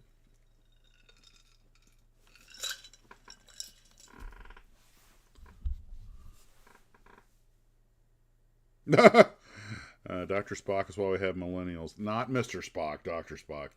For those who don't know Dr. Spock, and yeah, I know the irony is lost on no one, was like a child psychologist who wrote a famous book on rearing children, I think back in the 60s. And basically was like, you should never punish your child. Yes. Mm-hmm. That's all I have to say about that. Olivia Wilde, that was her name, yeah. And good actress. You guys might remember her from House.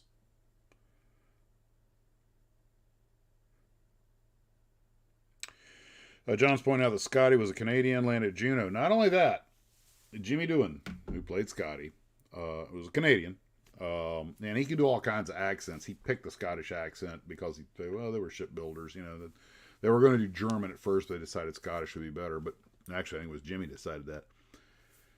You only see it in one or two frames in Star Trek, but he was missing a finger. And he'd lost it during the war. And he'd been wounded. And I think he was originally an artillery officer. Well, apparently, after he had recovered from his injuries, they didn't think he could be wheeling cannons around anymore, but he did manage to get commissioned as a spotter pilot, flying liaison aircraft, small planes, but he was flying spotter missions. And make no mistake, everybody and their brother knew that the little airplane was calling in the big artillery, so you were getting shot at by everything. They said he was the craziest pilot in the Canadian Army, and he would get in close and make sure the artillery was on target. He had actually a stellar reputation. And I remember seeing him in a movie, The Satan Bug, where he played one of the, I think, FBI agents or something. And it was funny. I was like, oh, I'm watching this. Of course, I'm watching it in syndication. I'm like, oh, it's Scotty. And it never ceased to amaze me how Star Trek would manage to do a great job of, for a show that only lasted 3 seasons, it did an incredible job of typecasting a lot of the actors. And, according to his book, Shatner was living in a trailer park after that show went off the air. Of course, his divorce had something to do with that. Hey, Larry. Oh, you had to bring up The Last Starfighter. I have seen a model of the Gunstar. I don't recall who made it. It might have been a resin kit. The Gunstar... I had my wife watch The Last Starfighter, and she was not impressed. And I remember seeing it at theater and thinking some of it was a little hokey, but some of it was really cool. It kind of went back and forth. I love the character Grig, and I love the actors. He acted like a real teenager, and of course the irrepressible Robert Preston was great as always. So it had a lot going for it. That's a movie that could be remade, and or at least sequeled. And it's another one that I think it actually did fairly well. It had Barbara Boston from Hill Street Blues and a bunch of people we've never heard of, but then it had Robert Preston and what's that actor's name that played Grig? He played the Lassard in Police Academy. Oh gosh, he was actually an actor of some renown. But anyway, point being that the concept of the movie was pretty solid. The execution was okay. They went with the early CGI, which gave it a very cartoonish look. Way worse than Tron, because Tron, it's taking place in a computer, so you expect it to have that animated look, but they would have been better off, I think, having used models. But the Gunstar was an interesting ship. The Death Blossom. Could I be a bigger nerd? Yeah, okay. Since you brought up SeaQuest, and I think someone actually made a model of SeaQuest, and somebody I knew fairly well, I'm going to give you his name, Alvin Farmer, was an extra on that series because a lot of it was shot in Orlando. and it was he was actually quite a few episodes, in the background, and it got him a paycheck. Being an actor in Florida is pretty spotty, if you're not in New York or L.A. But anyway, the first show, Roy Scheider, when they had him, it was okay. It was. I think Voyage to the Bottom of the Sea did a better job. Let's put it that way. I don't want to say the show was bad, but it was clearly aimed at kids. And I mean, all of us are kids at heart, or we wouldn't be doing this. But that's a good. And by the way, that's a good thing. But had some good episodes, but it kind of went. I liked the episode where the spaceship came back from Mars, and that was actually, they were actually, trying to be a little Star Trekky on that one. But a lot of the episodes are just kind of meh. So, but that's just my opinion. I'm one person. I mean, I wouldn't say I dislike the show. It's like, I'm not gonna worry about rushing home to see it.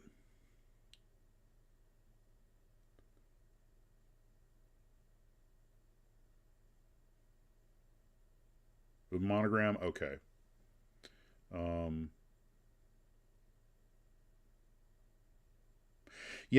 I think Chuck had it right. It's when they went off in the fantasy that they lost me. When it was Voyage to the Bottom of the Sea, phase 2 essentially. I was like, okay, this has got some potential. When they went off in the fantasy, I was like, just not my thing. It had an audience, and I understand when I say I didn't care for something, that doesn't mean it's bad. It just means it just wasn't for me. Now Airwolf was one that I kind of enjoyed. And by the way, sad to report that actual airframe that was used in Airwolf, when the show was over, it was still a working helicopter, and it changed hand a couple of times. It ended up in Germany as an air ambulance, and unfortunately, it had a CFIT, controlled flight in terrain, and killed everyone on board. So that's just sad. And but that's what happened to the actual helicopter they used at the show. Now, Blue Thunder, that was cool. That was kind of believable and not bad. I actually enjoyed the Blue Thunder movie. With a little tweaking, it could kind of hold up today. Now the television show I didn't care for, but let me explain why. When Blue Thunder came out, they put this thing about all this equipment exists for real. Not like they showed it in the movie. I did love the Jaffa, just another freaking, and it wasn't freaking observer. But they made the backseater wearing his ball cap. But and I found it awfully convenient that the backseater, mysteriously, because he'd been in the Navy and used electronics, knew how to use all the weird equipment on board. Okay, this is where they got the idea for Airwolf. I'm 99% sure. But Blue Thunder, the helicopter performed like a helicopter. When the TV show came out, they decided, oh, have you ever flown a Mach 1 helicopter? I'm like, okay, that critter don't exist and never will. Okay, that was nonsense. They blow a flame out the exhaust pipe, act like it had an afterburner, and a helicopter could go Mach 1.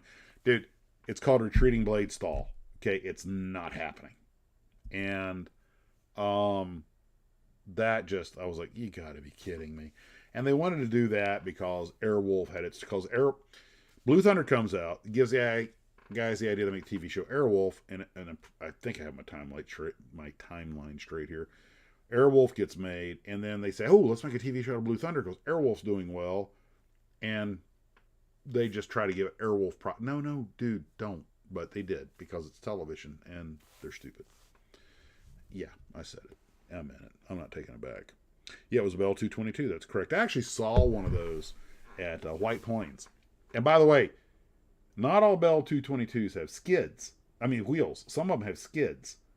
And I saw one with skids and the sponsons or fuel tanks. And I was like, that's just wrong. I saw Airwolf. It ain't supposed to have skids. Then I saw one with wheels, and it's got the two-bladed rotor. For those who don't know, two-bladed rotor, again, aerodynamics class. The more rotor blades you have, the shorter the rotors can be, the faster they can turn, the quieter and smoother it tends to get. But the more complicated. All right? I saw one of the standard two-bladed rotor ones, just like they used on the show. And when you watch one take off, you know, wappa, wappa, wappa, wappa, wappa, wappa, wappa, wappa, wappa, wappa, just like any other helicopter. You know, where's the dun, da da da da da da da da da da? You don't get that. You get wappa, wappa, wappa, wappa. Oh, that's anticlimactic. And of course, the guns don't pop out of the little bays and everything. Just crushing my soul.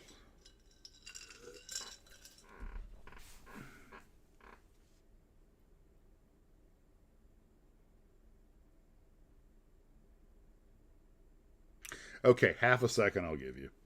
Then it crushes my soul.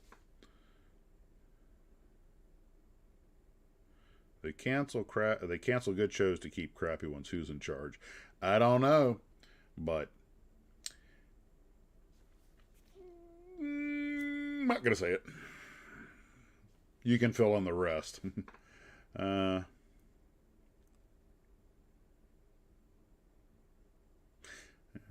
The ones with skids. I actually got to ride in one of those one time around the ramp. We didn't take off. I was in Atlantic City, and they asked the guy, it was a corporate helicopter. Actually, what it was, I think it was Bally's owned it, and they used it for flying the high rollers in from New York. By the way, quick tangent here because Captain Tangent. For those who are not in the know, like I wasn't until this happened. If you're the kind of guy who'll drop 40, 50 grand on a craps table just trying to impress some girl, okay, that was just totally wrong. If you're the kind of person who'll drop 40 grand on a craps table, period, they will send a helicopter to pick your happy ass up and fly you to the casino totally free of charge, give you a quote-unquote free room and free meals because you're going to drop 40. Well, what is it? They had a TV show about Vegas about this thing with Tom Selleck. I forget the name of it. But basically, you're going to blow 40, 50, 80, 100 grand gambling, maybe 200 grand. What do they call them? Whales. They call them whales. Well, at least they did on the TV show. And these guys flew that helicopter, and it mainly went to New York, but, you know, New Jersey, Newark, wherever the high rollers were at. And I met some of these people at Bader Field in Atlantic City. Okay. I want to apologize in advance for anyone who already knows where I'm going to go with this, so bear with us. There were, and I think still are, 2 airports in Atlantic City. There's Pomona, which is the big Atlantic City airport, and then there's a little one, Bader Field, which only has a 2,900-foot runway, which is the one I used to fly into in small aircraft, which is right near the casinos. I mean, it's like a $5-10 cab ride. It's 5 minutes to the casinos. Bader's was right up there. They may have closed Bader Field. One of you guys probably knows. If you do, let me know. Anyway, all the casinos had helicopters that could fly to Newark, New York, Trenton, Philly, wherever the high rollers were at. I don't think they could make Boston, but in that area. And these people are well known, and they would fly them into Bader. Now, Bader had a small fixed-based operation, or FBO, and it wasn't particularly great, but you weren't there 5 minutes. You know, it's just you were walking through there to hide and get your car. But this is where you would lounge. They had a little lounge there where the pilots would hang out, and I met a bunch of the guys, and these 2 guys were flying this helicopter, and I think it was for Bally's. It was one of the casinos. Anyway, and it might have been a 222 or an Augusta 109. I'm not sure. It's been a while. I mean, we're going back to, Jesus, the 80s? Or early 90s. But it doesn't matter. Anyway. And really nice guys. And one of them was an ex-Army guy. And they asked, and they needed to move the helicopter.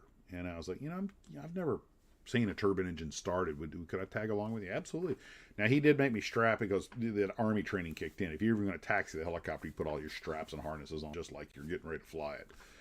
And I saw how he's, with the inverters and everything, and went through the got to 15%, introduced the fuel, light off, and gets to a certain percent, thing comes down, the in 1 and 2 comes down, inverter to converter, back to inverter, gets the electric system operating. I was like, oh, this is right over my Cessna 172 head. And And I'm just peppering him with questions. What's that? What's that? What's that? What's that? What's that? And all we did was taxi the thing over another place and shut it down. But the reason I went into that whole long-winded ass thing was that when you put wheels on a helicopter, you can taxi it on the ground without liftoff. Now, when you have skids, you have to lift off and hover taxi. And apparently, in helicopter world, there's a pretty good discernible difference between the two. And in the Army, everything, when I was in, was UH-1, so everything was a hover taxi. So that means you're actually got to fly the helicopter in ground effect, very short distance. Whereas you have the wheels, you can move it around. You don't have to introduce, a lot of collective or anything. The fuel burn stays down, all this other stuff. And you're not lifting out the ground, which reduces risk. So they put wheels on some helicopters because I guess, generally speaking, it's less stress on the system and it's safer. If you put skids on it, if you want to move it without a trailer, then you got to fly it. And my understanding, to my knowledge, that's the only difference. I don't know which is heavier or lighter. I would assume the skids are lighter. They may not be. Personally, I don't know why you would put skids on a helicopter if you could have wheels. Probably cheaper, but that's that little bit. But the people who flew in, I got to meet a few of them. And if this guy wasn't mobbed up, I'll be surprised because back in those days, the $300 what they called shark skin suit, the shiny suits, like you see Steve Martin wearing in the comedy where him and Rick Moranis, where he plays the informant.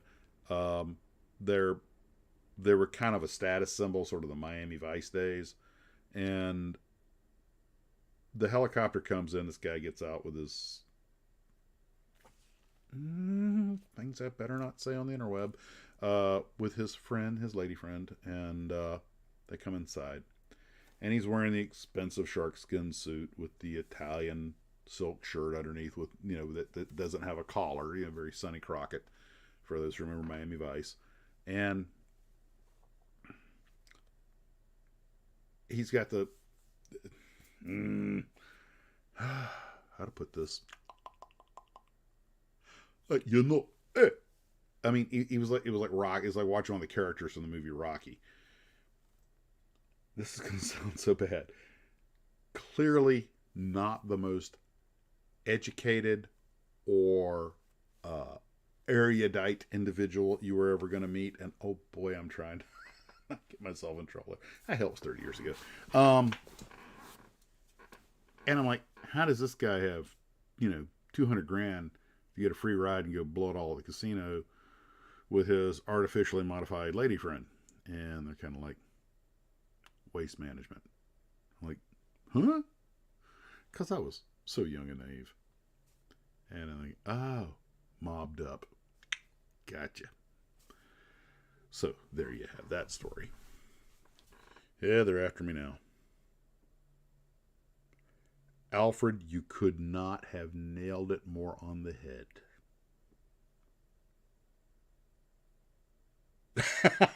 Yeah.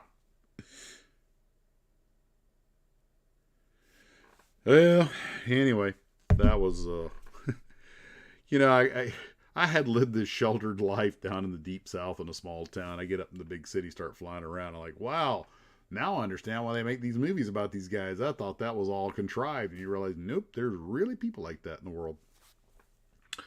On the flip side of that coin, though, because aviation's an interesting world. You get to, it's kind of in some ways, it's a little bit of a backdoor pass to sort of what goes on in certain elements of society.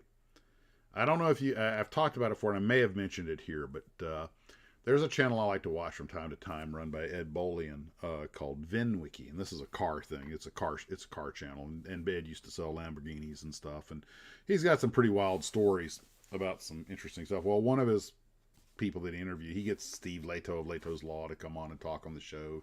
Leto's a big car guy, and he's had some pretty wild stories, and they get Rabbits go there. I mean, I can't even do a voice as deep as Rabbit. He's got that raspy voice. Anyway, Rabbit is hilarious just to listen to. I mean, I sort of got it. He's like Morgan Freeman, you know, with the Southern accent. I'd listen to him read the phone book. But anyway, he told the story about the fella, and I don't want to spoil it in case you go watch it, but about the fella working stuff, worked for, I think, the water department for 30 years and invested well, made a fortune. I'll let you go watch the story on that, on how he did it. But he talks about the first time this fella stepped on an airplane, he owned it. And this guy had made his fortune through clever investment, very clever investment. The gray man that disappeared in the background. And he bought a Beach King Air. He didn't know how to fly, hired a pilot. And when he went to go buy the airplane, first time he stepped on a plane, he owned it. And so it's kind of the flip side. Here's a fellow who's just salt of the earth, you know, hardworking, honest as the day is long, and because he was observant, he did very well for himself. And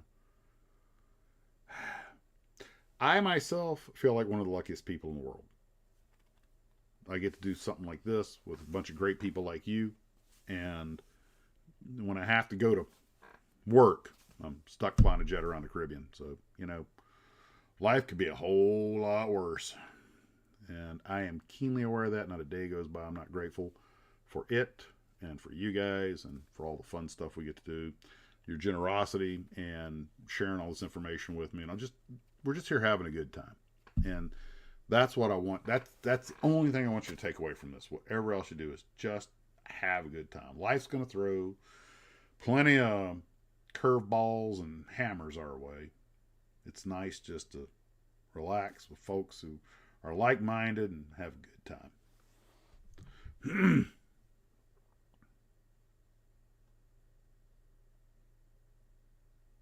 Just take a second to read some of the comments. Well, Chuck, I'm glad you were able to join us, man. Have a good weekend.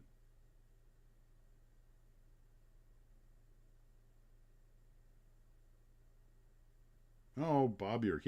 He was an FSU alumni, just like me. Me, and Burt Reynolds.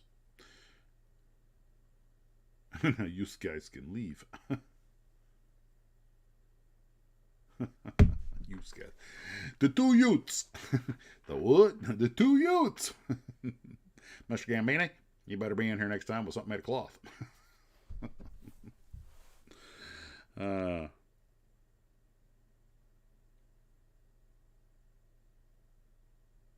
Yeah, poor Shaggy Buzz wasn't a curveball. It was a knife. For those who don't know, Shaggy Buzz, he got himself knifed by some nut job in a pizzeria. Man, good Lord, life happens without any warning. But he's on the mend. And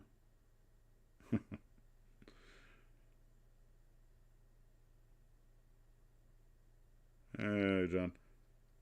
Saturday night's all right for fighting. I have my chaser in here. And don't let good ice go to waste.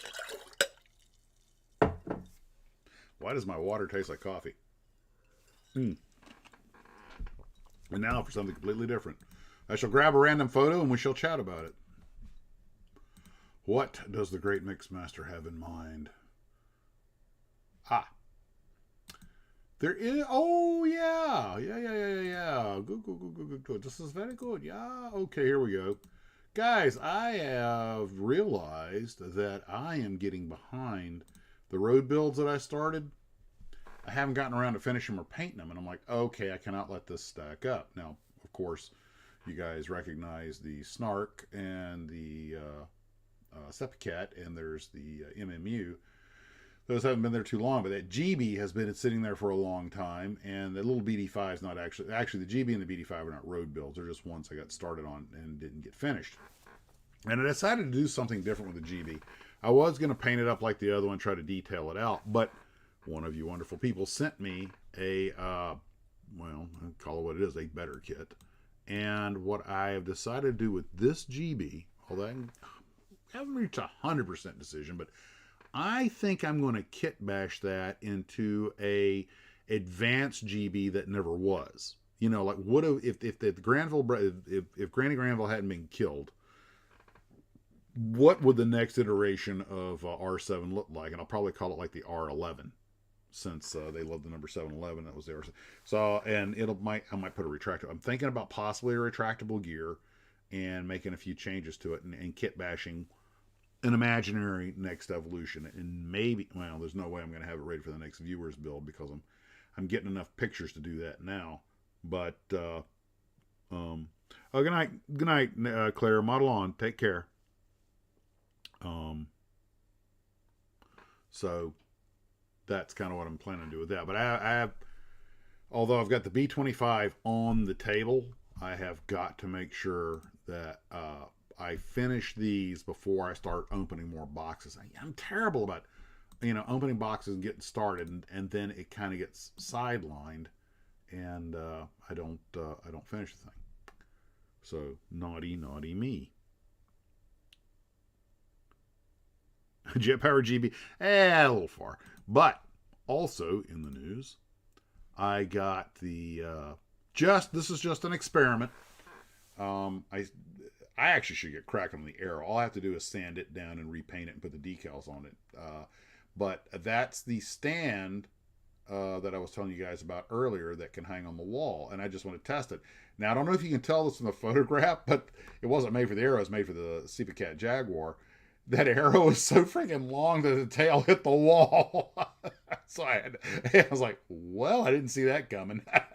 But that's just temporary. I just want to play with that, see if I can get it to work. But so that's that is a cool idea for a stand, though. I really think more of those would be popular. Somebody could just, maybe. Man, I might have to talk to John after about learn how to resin that thing so I can make copies of it. Well, I don't know. Resin may not be the best thing to make a stand out of, given its brittle nature. But that's the kind of thing that somebody needs to be manufacturing just on their own. I'll bet you those would be real popular. Well, the GB Fighter's been done. Max, check your email. Okay. What the heck? We're here right now.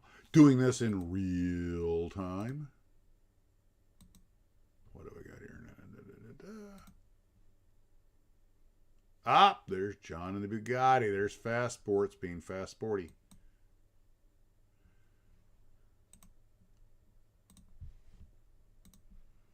Okay.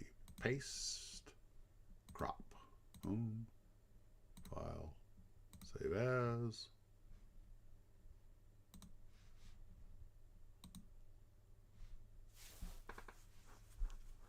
Guys, if you haven't been to Fast Sports, I would recommend checking it out. John is excellent at resin casting. He is the go-to guy in slot cars. And when it comes to cars, he definitely has real-world experience. And there you go. Whoops. What did I just do? Oh, there you go. Ah, there we go.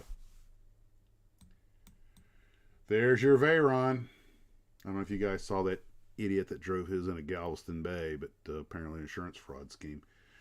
Yep, that is basically my entire net worth times 2, and God knows what the exponential factor on it is. It is so cool to be able to sit here and chat with folks who have just done all these cool things. The BG's GB, I'm going to scratch.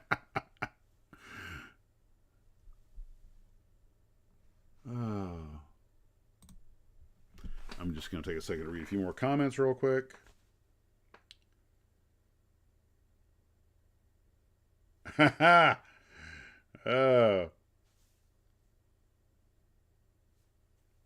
All right. Let's pick something else at random and tag off and run. What else do we have? This is fun. We're just going with it. By the way, for you guys who saw the morning video, I did repair the Cat. I got it puttied up and everything. Oh, that does bring up a point I wanted to talk about. It's going to be getting sanded down and primed tomorrow, hopefully, if I, provided good Lord willing the creek don't rise. You never know. I always have these grand plans. I'm going to do it tomorrow, and then you wake up and oh, this broke or that broke, and we've had some things at the house go haywire. Microwave decided to self-immolate. So, there is something else I was going to mention. This is the Tamiya glue, and I've been using a lot of that really thin glue, which I bought a whole bunch of it. And I found out today this is the last bottle of this that I have. And there are some things you really want to use the thick, heavier glue for. And I've learned with that B25 that when you're dealing with these brittle plastics, sometimes a thicker, more viscous glue is better for putting major components together. And it just seems to take a little longer to harden, but it bites in better. So there are a couple of times when the thin stuff may not be the glue of choice. You got to make that decision for yourself, but I definitely found that out tonight. Take care, Sugo.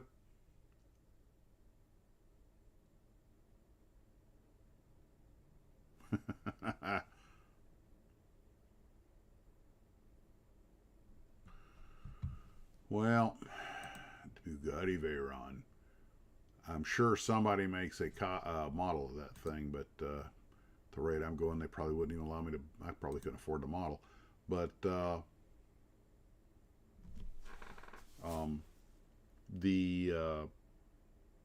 Veyron. I know I talked about this before, but I've had a couple of folks tell me this, that the Veyron, although an extremely fast car, I'm not knocking it, but it's not. Apparently, the McLaren is the true, real race sports aficionados car. That's the one that'll. It's just totally serious. Not a hint of nothing in there that it doesn't need. Whereas the Veyron's full of creature comforts, all of which add weight and pull off the motor. So, but then again, the complexity of a Veyron is flabbergasting. I saw the build video where that one that went in Galveston that's changed hands several times. The guy's trying to rebuild it. Even as a water immersed junker, the thing's running $400,000 just for the parts they can salvage off of it. And oh god, I can't even imagine that.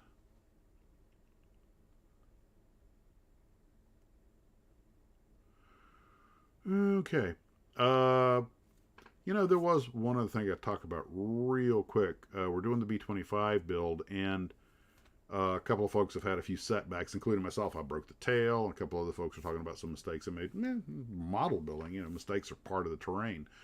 But I was thinking about the B25, and every Air Force in the world had its answer to the B-25. In other words, the airplane that could do anything. The B-25 was a medium bomber. It was ground attack. It was reconnaissance. It was patrol. Hell, it was even used for cargo from time to time. It was an extremely versatile platform. The Germans had the Junkers 88. Filled the exact same role. Had 40, if I'm not mistaken, actually had 40 different designated functions. The Japanese had the Peggy, which I built a couple of models of. Extremely fast, durable, good medium bomb load. The Russians, for which one they had, it wasn't the Petylikov, but because that might have, that was a light bomber. But every country wound up with a really good medium bomber, and I wouldn't really quite put the Mosquito in the B-25 category, but there was a lot of overlap there. I would say it was more like the Wellington, which, despite its dumpy appearance, was actually a very good airplane. And the B-25, when it first came out, the prototype had a lot of problems. They couldn't get it stable, and they almost killed the platform. North American was trying to figure it out. When they put that gull in the wings and made a few aerodynamic tweaks, they had a winner. And I always find it interesting that these aircraft that turned out to be genuinely superior were used years after the war. In many cases, were it's like not every country had a big heavy bomber, not every country had a long range fighter, but every country had a good solid medium bomber that filled 30 or 40 functions. It's kind of interesting that there were certain categories there, like everybody had a good reconnaissance plane. The Germans had the Fiesler Stork. We had a bunch of them, but probably the Grasshopper, the Cub, is the best known. And of course, the British had, well, they actually had several of them. But there's certain categories that always get filled. The airplane's not too extreme. It's a good conservative design. It's good for everything. And just like every country ends up with the airplane that was designed before the war but managed to soldier through the entire war. The Russians had the Polikarpov that was around before the war and was flying. It was flying in Korea. The Germans had the Stuka. The Americans had, well, we actually had a couple of airplanes that would have fit that bill pretty well, including the Wildcat. But it just, they stopped SBD production in 44, but they kept flying the airplane. A lot of the guys preferred the barge to the Helldiver. So, yeah, you're right. The NA-25 was very different. They had to make a lot of modifications to it to get it to work. To look at the picture of it, you can see the B-25 lineage in it. But the biggest difference, I think, was when they put that gull in the wings. And I've actually read an article on what it did. I forget exactly what it did, but aerodynamically it really helped straighten the airplane out. Which is ironically, they straightened the airplane out by adding a crook to it.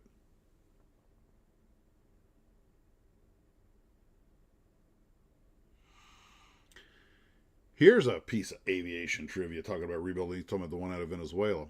I think it was Talashe, who's passed away now, but his B-24, which was actually a real B-24, not an LB-30 like you see flying with the Collins Foundation. It's a real honest God B-24. And when he brought it back to the U.S., it had been a maintenance trainer in India. And when he brought it back, they started working on it, and a lot of his mechanics started getting sick.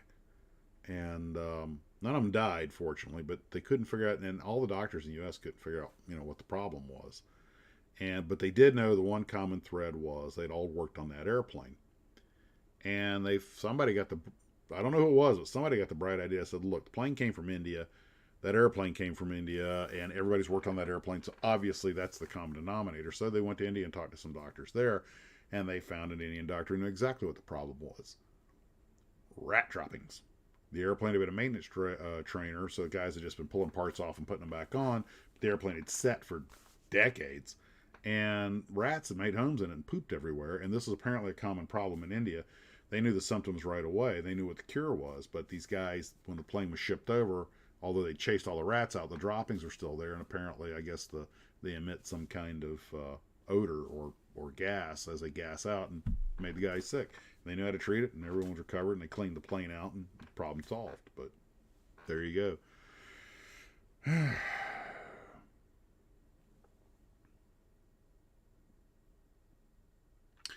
Yeah, when I toured the Collins B-17 and the others, and the B-24, and of course I'm a big guy, but I realized that, my God, you think a submarine is tight?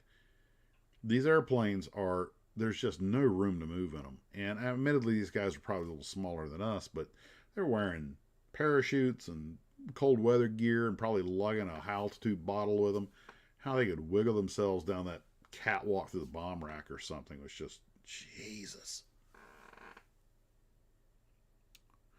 Take care, Shaggy Buds. Good night, Kevin. Well, guys, we're going on 2 hours now, so I guess it's time for me to sign off. I want to thank everybody for tuning in. Hope you had a good evening. I think I covered everything I want to talk about. And let's see, is there anything else? Nope, list is all done. And not sure how much content I'll be getting out of these next couple of days. We got a lot of things going on here. Shock, life gets in the way of our model building. But I will probably get a viewer's build out soon because I've gotten a pretty good number of photographs in. And again, the thing with Lucas C, hopefully he'll have that up on his channel in the next week. Well, guys, take care of yourself. Scratchy, I'm glad you were able to make it. Orange Tabby, everybody, Carl, Maurice, guys, John, take care of yourselves. I will see you guys out on the interweb. And as always, model on.